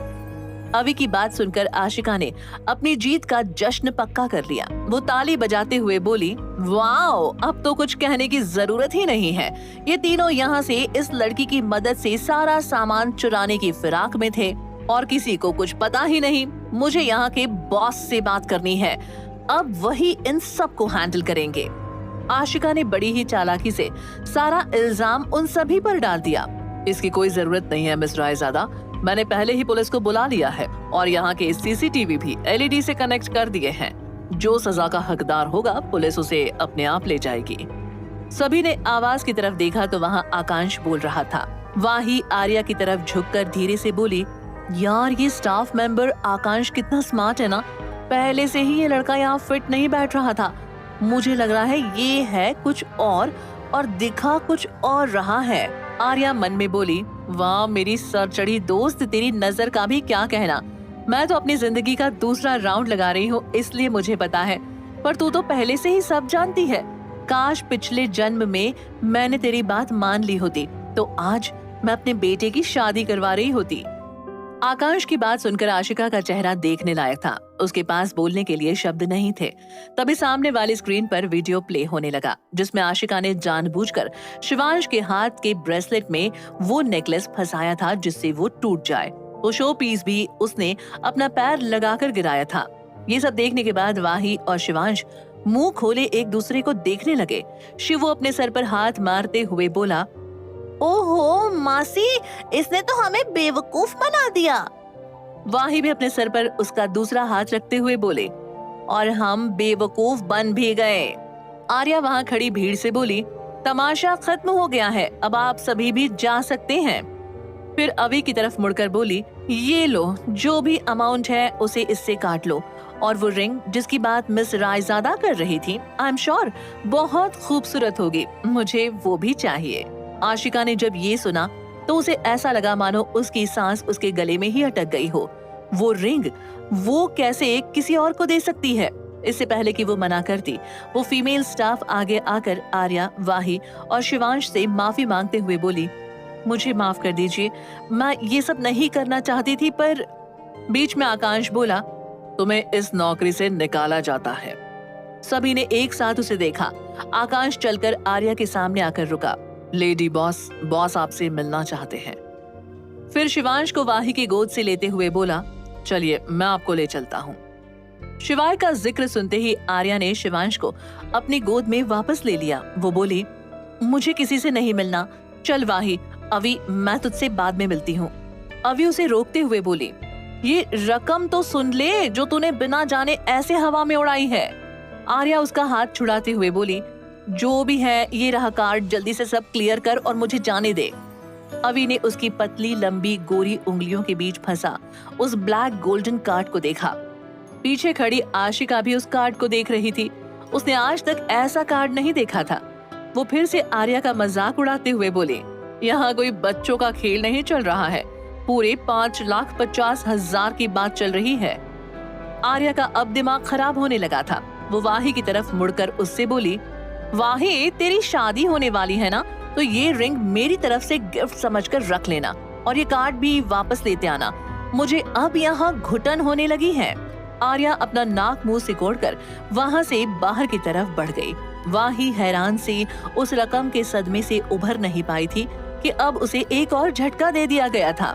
वो अपनी चेस्ट पर हाथ रखते हुए बोली, काम डाउन वाही, काम डाउन, सब ठीक है, बस 5 लाख ही तो हैं, इसमें कौन सी बड़ी बात है। ऐसा कहकर वो खुद को शांत करने की कोशिश कर रही थी। अवी ने भगवान का नाम लेकर वो कार्ड स्वाइप कर दिया।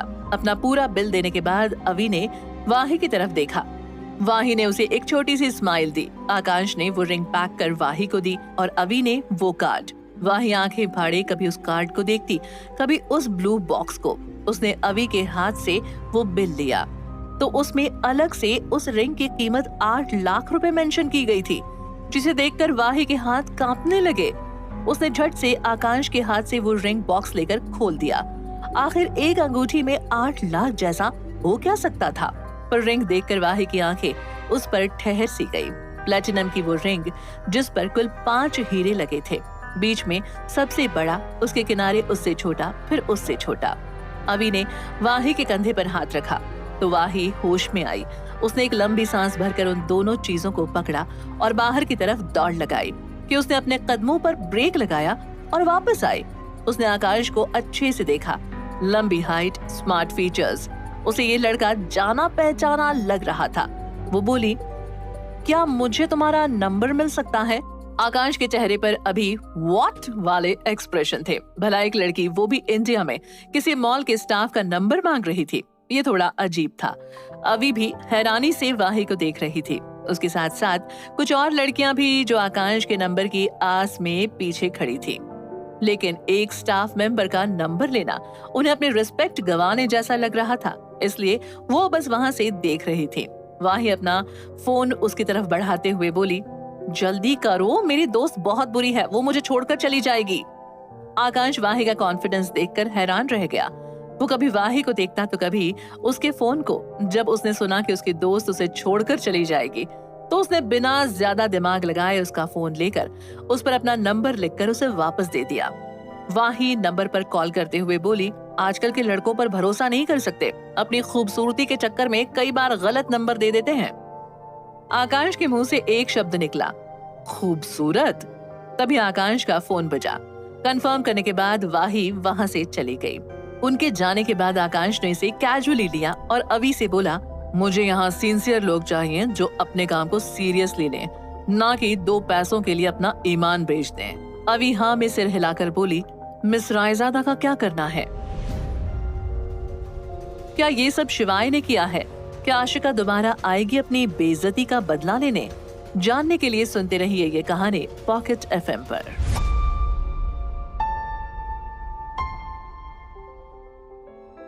उन दोनों ने आशिका की तरफ देखा जो इस वक्त शॉक में थी। उस कार्ड से इतने रुपए निकले कैसे? वो भी 5 लाख। ऊपर से उस लड़की ने अपने दोस्त को वो रिंग ऐसे ही दे दी जिसे लेने के लिए उसकी खुद की जान जा रही थी। आकांश बोला, पुलिस अपना काम कर लेगी, तुम अपना काम करो। अवि ने एक नजर पूरे मॉल पर डाली। उसे ऊपर 5वें फ्लोर पर एक आदमी दिखा जिसने 3 पीस ब्राउन सूट पहना था। उसके हाथ उसके जेब में थे। इतनी दूर से अवि को उसका चेहरा नहीं दिख रहा था। उसने देखने की कोशिश की लेकिन वो 1st फ्लोर पर थी और वो आदमी 5वें फ्लोर पर। बाहर आर्या वाही को छोड़कर जाने के लिए तैयार बैठी थी, लेकिन वाही जल्दी से कार में बैठ गई। तीनों वहां से निकल गए। मॉल के अंदर आकांश बिना दरवाजा नॉक किए अंदर आकर सोफे पर बैठ गया। उसने सामने शीशे की दीवार से बाहर देख रहे शिवाय को देखा जिसके हाथ में वाइन का ग्लास था। शिवाय बाहर देखते हुए बोला, क्या खबर है? आकांश सोफे से खड़ा होकर नाराज होते हुए बोला, बॉस, मुझे वो लड़की बिल्कुल पसंद नहीं है। उसे मैं खूबसूरत लगता हूँ। वो मेरा नंबर भी ले गई। शिवाय के होठों पर तिरछी मुस्कान आ गई। वो बोला, सही तो कहा उसने। शिवाय की बात पर आकांश चिढ़कर बोला, मैं खूबसूरत नहीं हूँ, मैं हैंडसम हूँ। शिवाय सोफे से अपना कोट उसकी तरफ फेंकते हुए बोला, चलो। आकांश ने वो कोट कैच कर लिया और शिवाय के पीछे बड़बड़ाता हुआ निकल गया। शिवाय ने अपने फेस पर मास्क लगा लिया। वो दोनों एक प्राइवेट रूम में चले गए। अंदर का माहौल देखकर आकांश ने हैरान होकर शिवाय से पूछा, आपने ये सब कब किया? शिवाय ने कोई रिएक्शन नहीं दिया। वो चलकर किसी महाराजा की तरह वहां रखे सोफे पर पैर के ऊपर पैर चढ़ाकर बैठ गया। अभी शिवाय अपनी रियलिटी से बिल्कुल अलग एक माफिया की तरह था। उसका एक्सप्रेशन, लेस फेस, उसका ऑरा, सब कुछ बिल्कुल बदल चुका था। उसके आसपास एक अजीब सी दिल को कपकपा देने वाली फीलिंग थी। उनके सामने 3 लोग घुटनों के बल जमीन पर बैठे थे। उनके हाथ पीछे बंधे हुए थे। सभी को देखकर लग रहा था उनकी जमकर पिटाई हुई है। तभी उस रूम के वॉशरूम का दरवाजा खुला जहां से करण अपने हाथ पोंछते हुए बाहर आया। उसकी शर्ट पर खून के दाग लगे हुए थे जो ये बताने के लिए काफी थे कि इन लोगों की जो हालत है उसमें करण का पूरा हाथ है। आकांश और करण शिवाय के पीछे खड़े हो गए। शिवाय ने करण को देखा तो उसने टेबल पर 2 गन रख दी। शिवाय सोफे पर झुककर उन तीनों की तरफ देखते हुए बेहद सर्द आवाज में बोला, मैं जो जानना चाहता हूँ मुझे सिर्फ वही सुनना पसंद है। उनमें से एक आदमी दर्द से कराहते हुए बोला, तुम चाहे कुछ भी कर लो शिवाय, मैं तुम्हें। उसकी बात पूरी होने से पहले एक गोली उसके माथे पर जा लगी। बाकी बचे 2 लोगों ने डर से उस तरफ देखा। शिवाय अपनी गन को सहलाते हुए उस जमीन पर मरे पड़े आदमी से बोला, मुझे मेरा नाम किसी भी ऐरे गहरे के मुंह से सुनना पसंद नहीं है। कहते हुए उसकी नजर और गन दूसरे आदमी की तरफ पॉइंट हो गई। दूसरा आदमी पहले ही बोल पड़ा, मुझे जाने दो, मैंने कुछ नहीं किया। मैं तो यहाँ इन लोगों से डील करने आया था। मुझे नहीं पता था ये लोग आपको मारने की प्लानिंग कर रहे हैं। शिवाय की आंखें तीखी हो गई। उसने हल्का सा सर उठाकर उस आदमी को देखा। उसके चेहरे के छुपे होने के बाद भी उसकी तीखी डरावनी आंखें उस आदमी के जहन में उतरकर उसे डरा रही थी। शिवाय बोला, तुम्हें लगा तुम बोलोगे और मैं मान लूंगा? मुझे झूठे लोग बिल्कुल पसंद नहीं है। कहते हुए शिवाय ने उसे भी मार दिया। बचा आदमी ये तो समझ गया था शिवाय को सब पता है तो झूठ बोलने का कोई फायदा नहीं है। वो बोला, मुझे मिस्टर गिल ने 80 लाख ऑफर किए थे, बदले में मुझे उन्हें प्रोटेक्ट करने को कहा है। आकांश झुककर शिवाय के कान में बोला, बॉस ये गैंगस्टर है, साक्ष्य नाम है इसका। इन 7 महीनों में बहुत नाम कमा लिया है इसने यहाँ। साक्ष्य ने जब देखा कि किसी का उस पर ध्यान नहीं है तो उसने अपने जूते से एक गोली निकालकर धीरे से अपने आसपास नजरें घुमाई। उसे शिवाय के लेफ्ट साइड पर पानी दिखा। साक्ष्य ने सर घुमाकर उन 3 लोगों को देखा जिनका ध्यान अभी उस पर नहीं था। मौका पाकर उसने वो गोली उस तरफ उछाल दी। उसकी नजर उस गोली पर थी। वो पानी तक पहुंचने ही वाला था कि एक हाथ ने उसे हवा में ही पकड़ लिया। साक्ष्य ने अपनी आंखें कस ली। ये उसकी लास्ट ट्रिक थी बच निकलने की। शिवाय वो गोली अपनी आंखों के सामने लाते हुए उसे गौर से देखने लगा। ये एक ऐसी दवा थी जो पानी के साथ मिलकर बहुत सारा स्मोक पैदा करती है। शिवाय ने साक्ष की तरफ देखा। उसकी आंखों में खौफ नहीं था, बल्कि एक रहस्यमय मुस्कान थी। शिवाय ने वापस उस पानी की तरफ देखा तो उसमें से पहले ही बहुत सारा स्मोक वहां फैल गया था। मतलब साक्ष ने 2 गोलियां फेंकी थी। शिवाय सोफे से खड़ा हुआ। अब पूरा कमरा सफेद स्मोक से भर गया था। उसने बिना देर किए कमरे की खिड़की की तरफ गोलियां चला दी। करण और आकाश दोनों तरफ से उसे कवर करते हुए कमरे से बाहर ले आए। शिवाय बोला, उसे गोली लगी है, ज्यादा दूर नहीं गया होगा, ढूंढो उसे। करण बोला, बॉस हमारे लोग सब जगह है, वो बचकर नहीं जा पाएगा। शिवाय वहां से जाते हुए बोला, उसे जरूर कुछ पता है। आजकल या आने वाले दिनों में जो कुछ भी अजीब या इम्पोर्टेंट हो रहा है, मुझे सबकी इंफॉर्मेशन चाहिए। दोनों बोले, ओके बॉस। शिवाय तेज कदमों से वहां से बाहर निकल गया। पार्किंग एरिया में अपनी कार में बैठकर वो वहां से फुल स्पीड में निकल गया। उसकी कार को जाता हुआ साक्ष भी पिलर के पीछे से देख रहा था। उसके कंधे पर गोली लगी थी। वो जैसे ही मुड़ा, किसी ने उसके सिर पर जोर से मारा, जिसकी वजह से वहीं पर वो बेहोश होकर गिर पड़ा। दूसरी तरफ शिवाय अपनी कार को ऑटो मोड में डालकर खुद आराम से सीट से लगकर कुछ सोच रहा था। उसने अपनी कार एक सुनसान इलाके में रोकी। वहां आसपास बड़े बड़े पेड़ों के अलावा कुछ नहीं था। वो कार से बाहर आकर कार की छत पर बैठते हुए खुद से बोला, कुछ छूट रहा है शिवाय, तुम्हें जल्द ही पता करना होगा कि वो कौन है जिसे तुझसे इतनी खुन्नस है। अब लग रहा है अपनी जगह पर वापस जाने का टाइम आ गया है। उसे महसूस हुआ कि कोई उसके आसपास है। उसकी आंखें छोटी हो गई, लेकिन वो अपनी जगह से बिल्कुल नहीं हिला। दिल्ली माहेश्वरी महल में श्रीजी अपने फोन पर गुस्से से चिल्लाई, मुझे वो चाहिए किसी भी कीमत पर। अभी उसका जिंदा रहना जरूरी है। उसके बेटे का तुम जो करो, लेकिन वो अभी जिंदा रहनी चाहिए।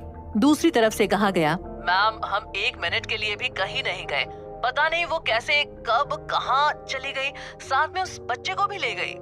श्रीजी बोली, कुछ भी करो, मुझे उसके बारे में सारी इन्फॉर्मेशन चाहिए, नहीं तो तुम अपनी शक्ल मत दिखाना। श्रीजी ने गुस्से से फोन काट दिया। वो अपने पैर पटकते हुए बोली, अब कहां मर गई आर्या तुम? कहीं ये मेरा प्लान फेल ना कर दे। इसका फोन भी मैंने तोड़ दिया, कॉल भी नहीं कर सकती। शिवाय का भी कुछ पता नहीं है, उसने भी कई दिनों से कुछ किया नहीं है। उसकी जुबान से यह निकलते ही उसका फोन बजा। उन्होंने फोन उठाया। दूसरी तरफ की बात सुनकर श्रीजी गुस्से से चिल्लाई, शिवाय तुमने ये ठीक नहीं किया। कहते हुए उन्होंने अपना फोन तोड़ दिया। असम में शिवाय को अपने चारों तरफ से किसी के चलने की आवाज आ रही थी।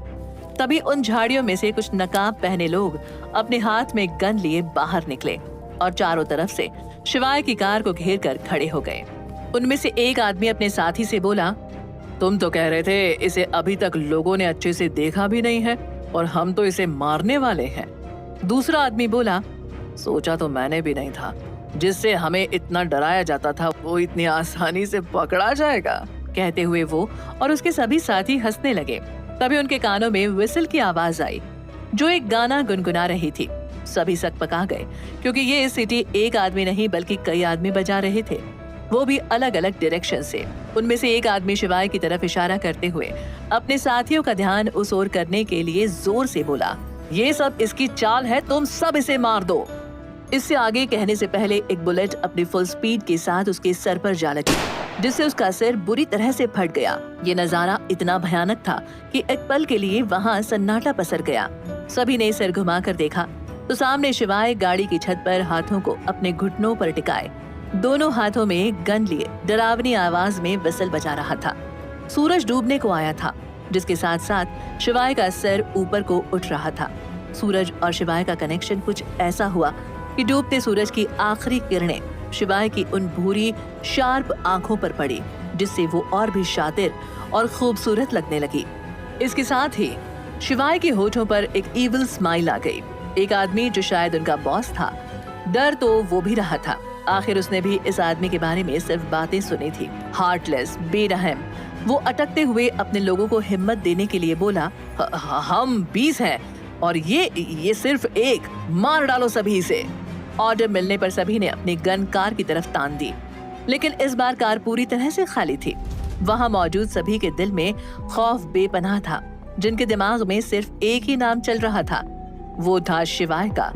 उनका बॉस उन सभी के बीच में जाकर खड़ा हो गया ताकि वो बच सके। वो सभी से बोला, सब लोग ढूंढो उसे, यहीं कहीं होगा। तभी कहीं से शिवाय की आवाज आई, अब यहाँ से या तो तुम सब जाओगे या तो मैं, जो भी जिंदा रहना चाहता है भाग जाए, क्योंकि उसके बाद यहाँ से सबकी लाश बाहर जाएगी। उनका बॉस गुस्से से बोला, दम है तो सामने आकर बात कर। फिर अपने आदमियों से बोला, हे, कोई नहीं जाएगा, ये सिर्फ हमें डराने की कोशिश कर रहा है, हम इतने हैं, मार देंगे इसे।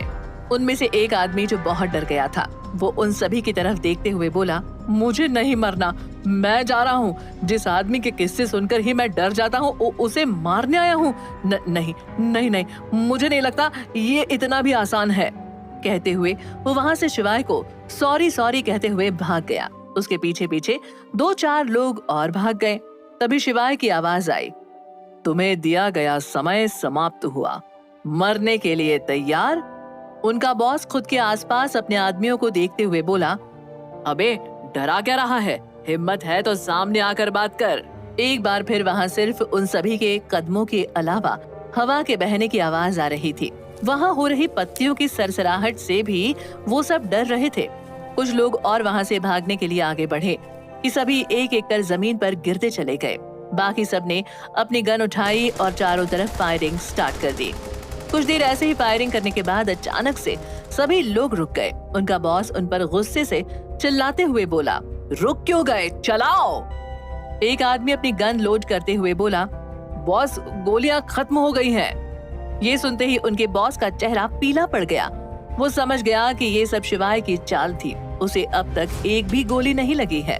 तभी कहीं से शिवाय सभी के सामने कूद गया। अचानक उसके आने से वो लोग और ज्यादा डर गए। शिवाय उन सभी को देखते हुए बिना किसी इमोशन के डरावनी आवाज में बोला, सो बैड टू सी मी। इतना बोलने के बाद शिवाय ने बिना रहम खाए उन सभी पर गोलियां चला दी। 1 मिनट से भी कम समय में शिवाय उन सभी को मौत के घाट उतार चुका था। उन सभी में से वहाँ पर जिंदा तो सभी थे, पर उनके पास सांसों की कमी थी। शिवाय आगे बढ़ा। वो उनके बॉस के सामने जाकर अपने पंजों के बल बैठा। उस आदमी को उसके कंधे, जांघ और पेट पर गोली लगी थी। वो अपने सामने शिवाय को देखकर डर गया। क्या ये हमला भी श्रीजी ने ही करवाया है, या शिवाय के और भी दुश्मन हैं? क्या साक्ष वापस आएगा शिवाय से बदला लेने के लिए? जानने के लिए सुनते रहिए ये कहानी सिर्फ पॉकेट एफएम पर।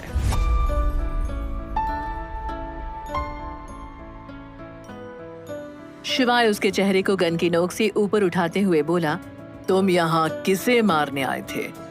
वो आदमी अटकते हुए बोला, मालिक शो। कहते कहते उसकी सांसों ने उसका साथ छोड़ दिया। शिवाय उसका कॉलर पकड़कर उसे झकझोरते हुए बोला, मालिक आगे क्या? उसके हिलाने से वो आदमी एक लंबी सांस के साथ बोला, मौत। कहते हुए वो आदमी स्वर्ग से दहाड़ गया। शिवाय जमीन से उठा। उसे फिर से किसी के तेज कदमों की आवाज आने लगी। उसकी आंखें गुस्से से भर गई।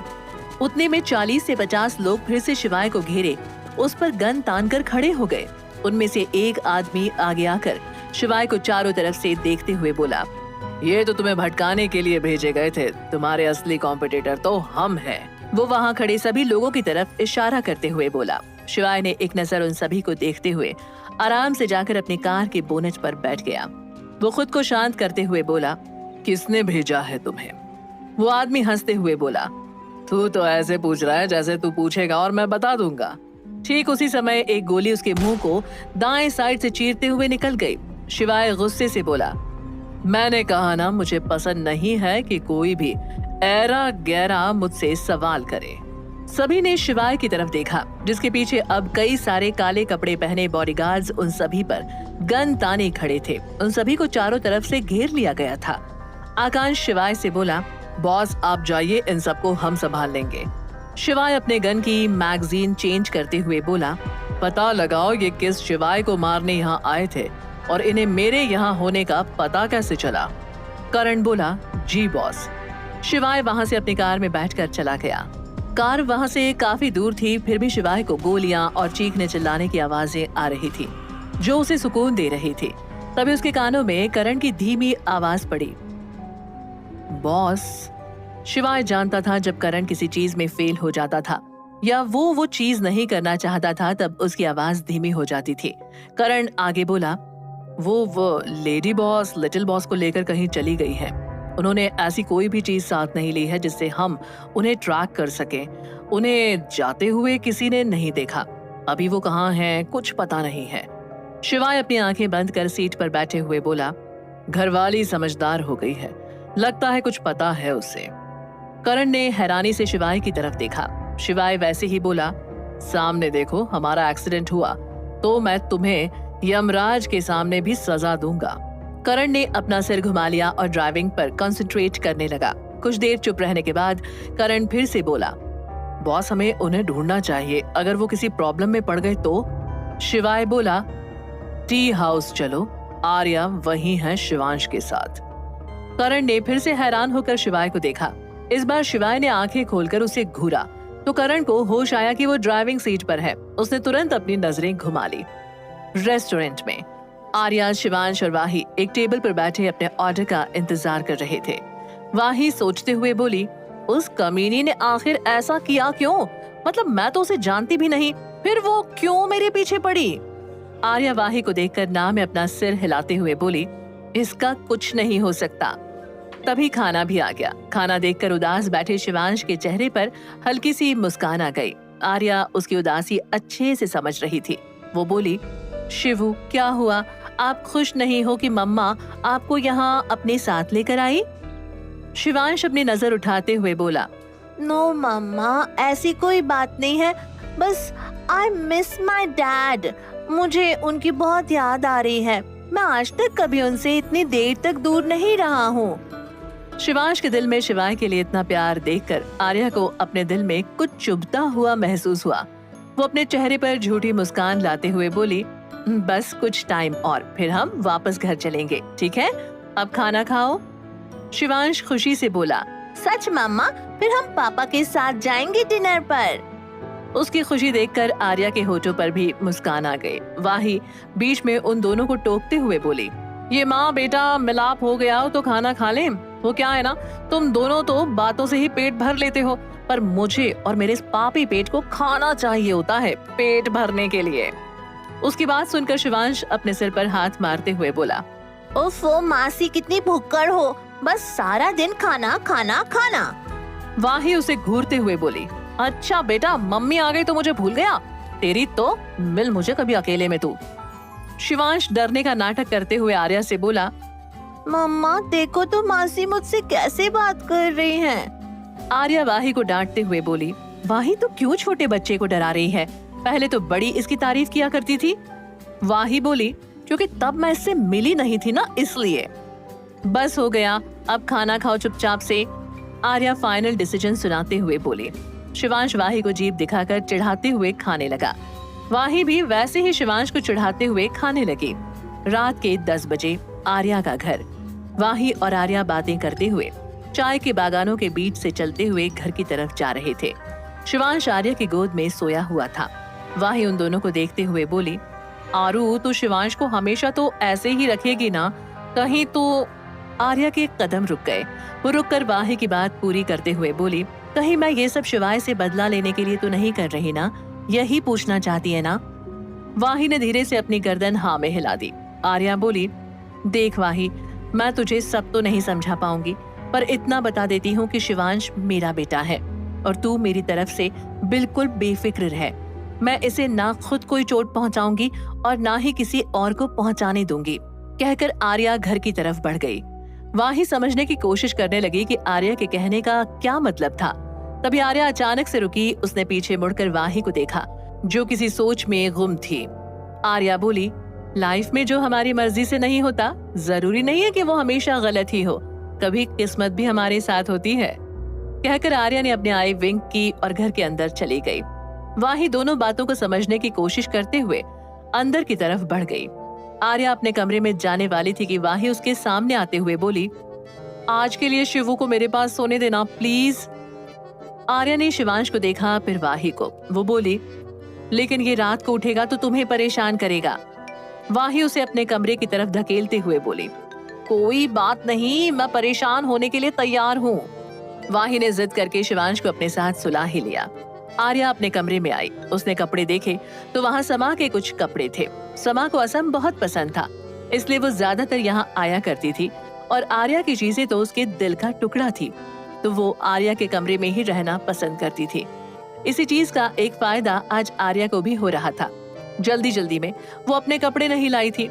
आर्या ने नाइट ड्रेस निकाली और बाथरूम में चली गई। कुछ देर बाद आर्या शावर लेकर वापस आई। उसने हेयर ड्रायर निकाला और अपने बाल सुखाने लगी। अचानक उसकी नजर मिरर पर पड़ी तो आर्या की चीख निकल गई। उसके हाथ से हेयर ड्रायर नीचे गिर गया। आर्या मिरर में देखते हुए खुद से बोली, क्या ये सच है? उसने जमीन से ड्रायर को उठाकर ऊपर रखा, फिर खुद को टच करने लगी तो मिरर में भी वैसा ही हो रहा था। मतलब आर्या अपने रिफ्लेक्शन को देखकर चिल्लाई थी। आर्या ने ब्लैक कलर की ड्रेस पहनी थी जो पूरी नेट की बनी हुई थी, स्लीवलेस, बैकलेस, सब जगह से ओपन। बस उसके इम्पोर्टेंट पार्ट्स पर डबल सिलाई की गई थी। आर्या समा से लंबी थी, इसलिए वो ड्रेस जो थाइस तक होनी चाहिए थी वो उससे भी छोटी हो रही थी, जिसमें वो हद से ज्यादा हॉट एंड सेक्सी लग रही थी।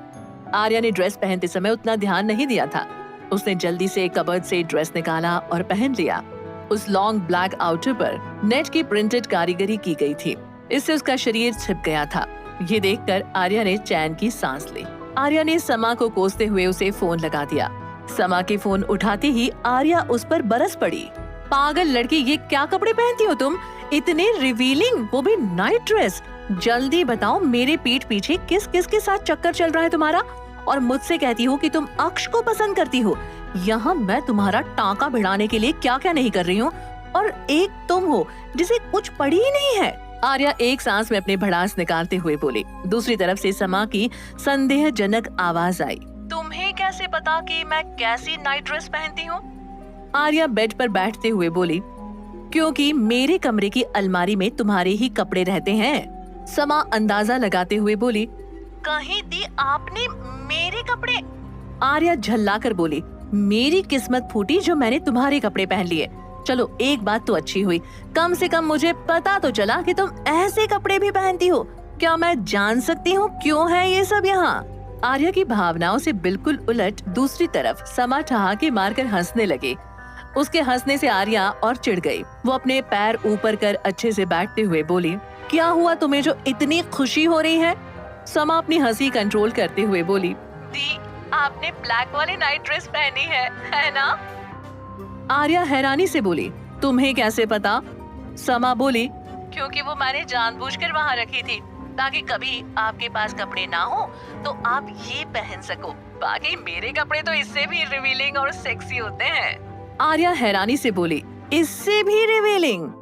आर्या को बात करते वक्त अपने शरीर पर कुछ रेंगता हुआ महसूस हुआ, लेकिन अभी उसका ध्यान समा पर ज्यादा था। समा बोली, तो क्या, अब किसी लड़के के सामने थोड़ी पहन रही हूँ, खुद ही तो खुद को देख रही हूँ, इसमें हर्ज ही क्या है? अब जाकर आर्या की जान में जान आई। वो खुद को अच्छे से एडजस्ट करते हुए बोली, तो तुम ये खुद के लिए पहनती हो? फिर तो ठीक है। समा बोली, बस तुमने इतना ही कहने के लिए फोन किया था? आर्या बोली, हाँ। समा उस पर चिल्लाते हुए बोली, ये कोई टाइम है फोन करने का? रात के 11 बजने वाले हैं, 11। आर्या ने फोन चेक किया, उस पर टाइम 10:52 शो हो रहा था। आर्या फोन को दोबारा कान से लगाते हुए बोली, तो क्या, अब मैं तुम्हें फोन करने के लिए टाइम देखूंगी? मैं कभी भी तुम्हें फोन कर सकती हूँ और तुम्हें उठाना पड़ेगा। अब मुझे नींद आ रही है, बाय। कहकर आर्या ने फोन काट दिया। वो बेड से उठकर अपना लैपटॉप लेकर सोफे पर बैठ गई। अभी कुछ देर ही हुई थी कि आर्या को एहसास हुआ कि कुछ अजीब है। उसने सिर उठाकर देखा तो उसके सामने एक डरावना चेहरा दिखा, जिसे देखकर आर्या सोफे से हड़बड़ाकर नीचे गिर गई। उसके गिरने से शिवाय के सख्त पड़े चेहरे पर मुस्कान आ गई।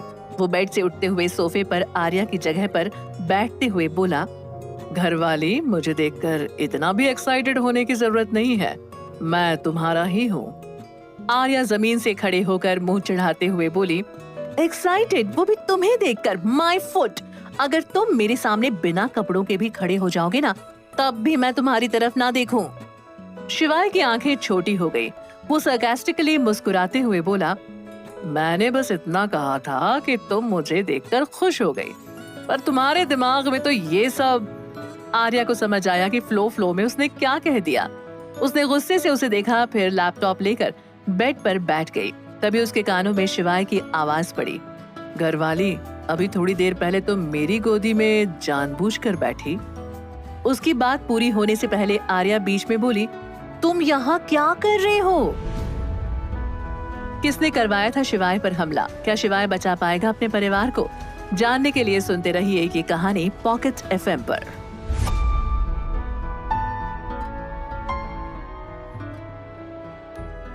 शिवाय ने गुस्से से उसे घूर कर देखा। आर्या जानती थी कि शिवाय को उसकी बात काटने वाले लोग बिल्कुल पसंद नहीं है, इसलिए उसने जानबूझकर उसे बीच में टोका। शिवाय ने गुस्से से उसके लैपटॉप की तरफ देखा। आर्या उसकी नजरों से कुछ गलत होने का अंदाजा लगा चुकी थी। उसने वापस अपने लैपटॉप को देखा तो उसमें का सारा डेटा डिलीट हो रहा था। आर्या परेशान होकर उस डेटा को डिलीट होने से रोकने की कोशिश करते हुए बोली, ये सब कैसे हो रहा है इसमें? शिवाय, अगर ये सब तुमने किया होगा ना तो देख लेना, तुम्हें मैं जिंदा नहीं छोड़ूंगी। शिवाय मुस्कुराते हुए सोफे से उठकर उसके सामने बेड पर आराम से सोते हुए आर्या से बोला, तुम्हें लगता है तुम मुझे छू भी पाओगी? उसकी बातें सुनकर आर्या के होठों पर एक एविल स्माइल आ गई। वो अपने लैपटॉप को देखते हुए बोली, मैंने छूने से ज्यादा भी बहुत कुछ किया है। अगर तुम्हें यकीन नहीं है तो अपने असिस्टेंट से पूछ लो। शिवाय ने उसका गला पकड़कर उसे बेड पर गिरा दिया। वो अपनी पकड़ कसते हुए बोला, तुम कुछ ज्यादा ही उड़ने लगी हो। लगता है तुम्हें तुम्हारी औकात दिखानी ही पड़ेगी। आर्या अपना गला छुड़ाने की कोशिश करते हुए बोली, मुझे अपनी औकात अच्छे से पता है। लगता है तुम अपनी औकात भूल रहे हो। तुम्हें मुझे छूने की इजाजत नहीं है। शिवाय की पकड़ उसके गले पर कसती जा रही थी। उसका उसके गुस्से पर कोई कंट्रोल ही नहीं था। ऐसा लग रहा था जैसे वो अपने होश में ही नहीं है। उसकी आंखें गुस्से से भरी हुई थी। आर्या को अब सांस लेने में दिक्कत होने लगी।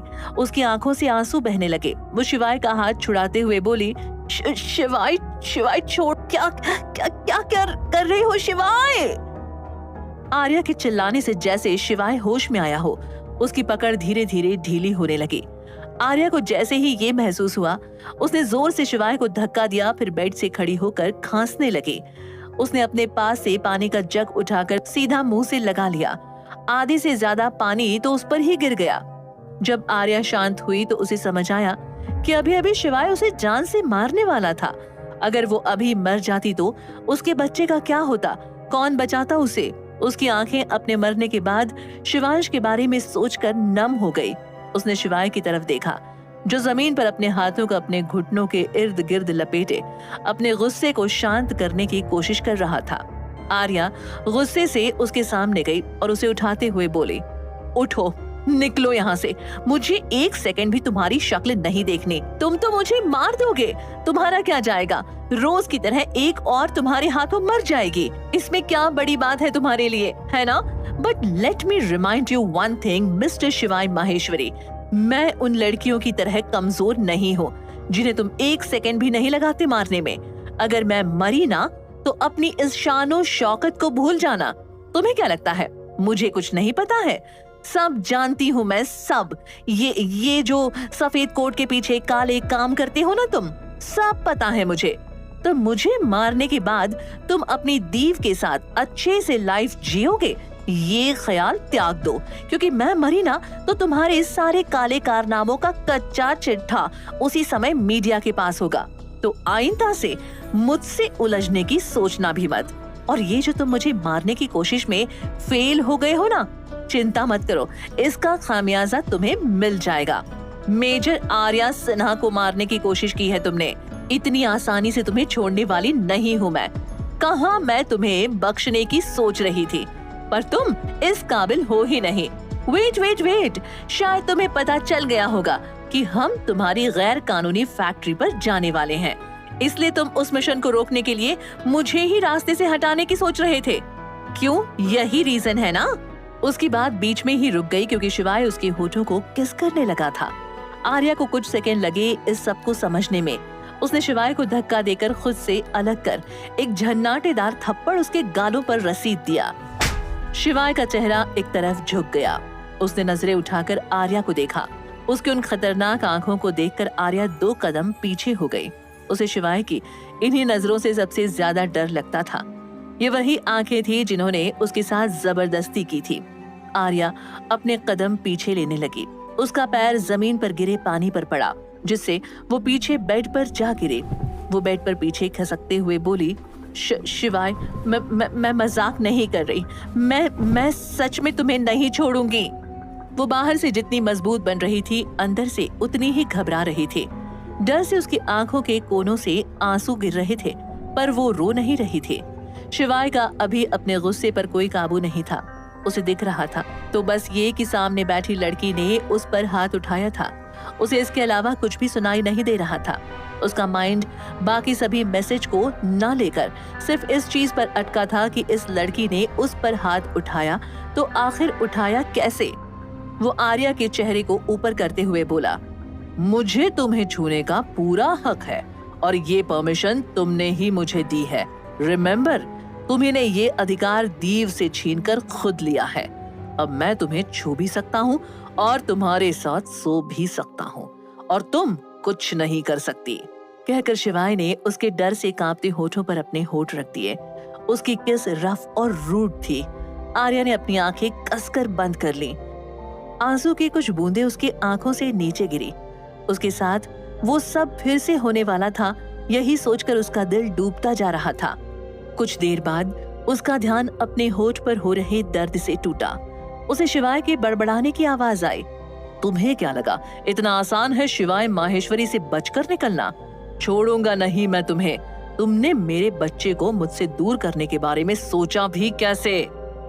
आर्या को महसूस हुआ कि शिवाय उस समय से उसे सिर्फ किस कर रहा है।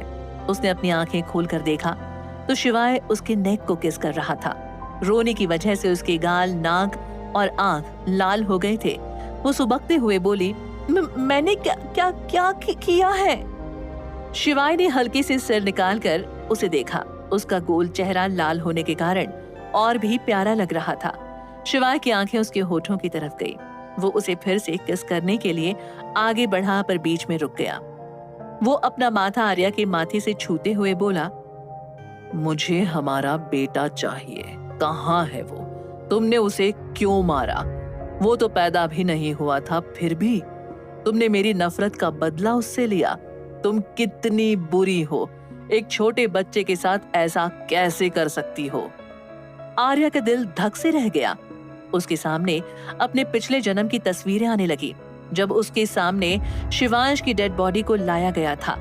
उसे अचानक से डर लगने लगा। वो शिवाय को धक्का देकर बेड से उठते हुए बोली, शिवांश ठीक है, उसे कुछ नहीं हुआ है। मैं अभी तो उसे वाही को देकर आई हूँ। वाही उसे बहुत पसंद करती है। वो उसे कुछ नहीं होने देगी। वाही उसे बचाएगी। आर्या जैसे ही कमरे से बाहर जाने वाली थी कि उसके कानों में शिवाय की आवाज पड़ी, मैं तुम्हारे और मेरे बायोलॉजिकल बच्चे की बात कर रहा हूँ। आर्या दरवाजा खोलते हुए गुस्से से बोली, तो मैं क्या पड़ोसी के बच्चे के पास जा रही हूँ? कहकर वो जैसे ही बाहर जाने को ही शिवाय फिर से बोला, मैं उस बच्चे की बात कर रहा हूँ जिसे तुमने जन्म दिया है, जो हम दोनों के फिजिकल रिलेशन से इस दुनिया में आया है। आर्या के हाथ रुक गए। वो पीछे मुड़ी। उसने शिवाय की तरफ देखा, जो बिना एक्सप्रेशन के उसे देख रहा था। आर्या के कदम उस ओर बढ़ने लगे। वो बोली, क्या मतलब?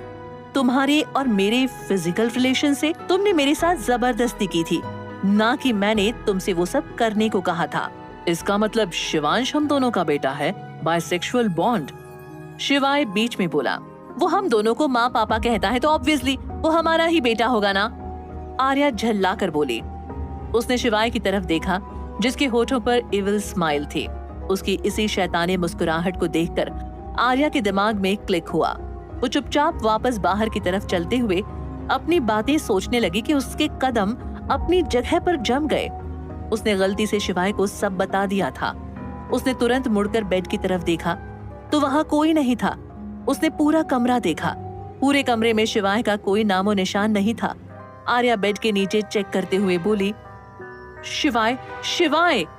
उसने टेबल लैंप उठाकर उसके नीचे देखा। उसने पूरा कमरा अच्छे से दोबारा देखा। उसे अब लगने लगा, कहीं उसने कोई सपना तो नहीं देखा। उसने अपना लैपटॉप देखा जो बिल्कुल ठीक था। सारा डेटा उसमें अभी भी था।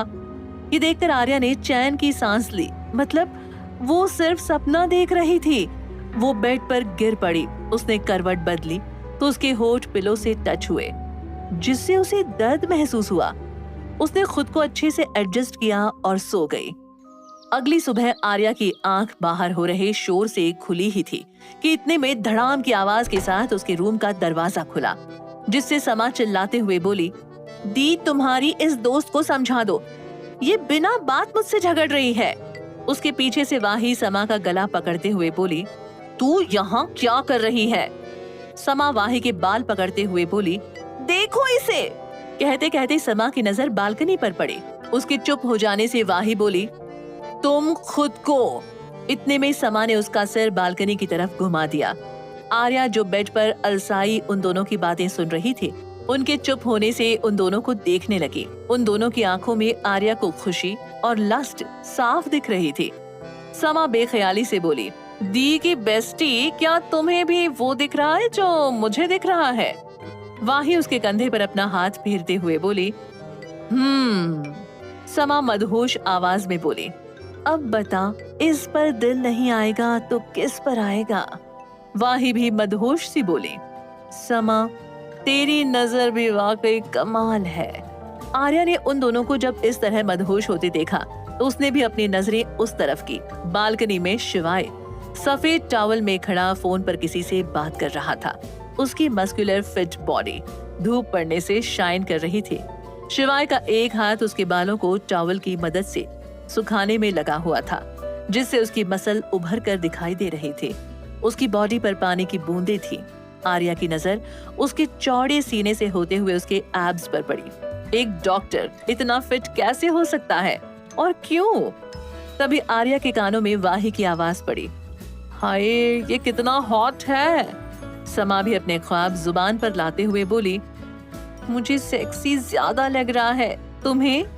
वाही का हाथ समा की कमर पर था। वो बोली, मुझे तो ये और भी बहुत कुछ लग रहा है, पर समा शर्ट का कॉलर अपने मुंह में चबाते हुए बोली, जिसे जिस चीज की कद्र नहीं होती है उसे ही वो चीज क्यों मिलती है? आर्या हैरानी से समा और वाही को देखने लगी, जो शिवाय को देखकर लार टपका रही थी, जैसे उनके सामने पानी पूरी की दुकान रख दी हो। वो बेड पर खड़ी होकर उन दोनों से बोली, ये सब क्या चल रहा है? दोनों एक साथ बोले, डोंट डिस्टर्ब अस। फिर उन दोनों ने एक साथ आवाज की डायरेक्शन में देखा। आर्या को देखकर दोनों का मुंह ऐसे खुला जैसे उनके मुंह का नीचे वाला हिस्सा टूटकर बस गिरने ही वाला हो। समा के मुंह से शर्ट का कॉलर नीचे गिर गया। वो बोली, सुपर सेक्सी फिगर, कौन कहेगा ये एक बच्चे की माँ है? आखिर ऐसा क्या देख लिया वाही और समा ने? क्या शिवाय खुद को इस तरह देखने की सजा देगा वाही और समा को? क्या आर्या शिवाय को अपने पुनर्जन्म का सच बता देगी? जानने के लिए सुनते रहिए ये कहानी पॉकेट FM पर।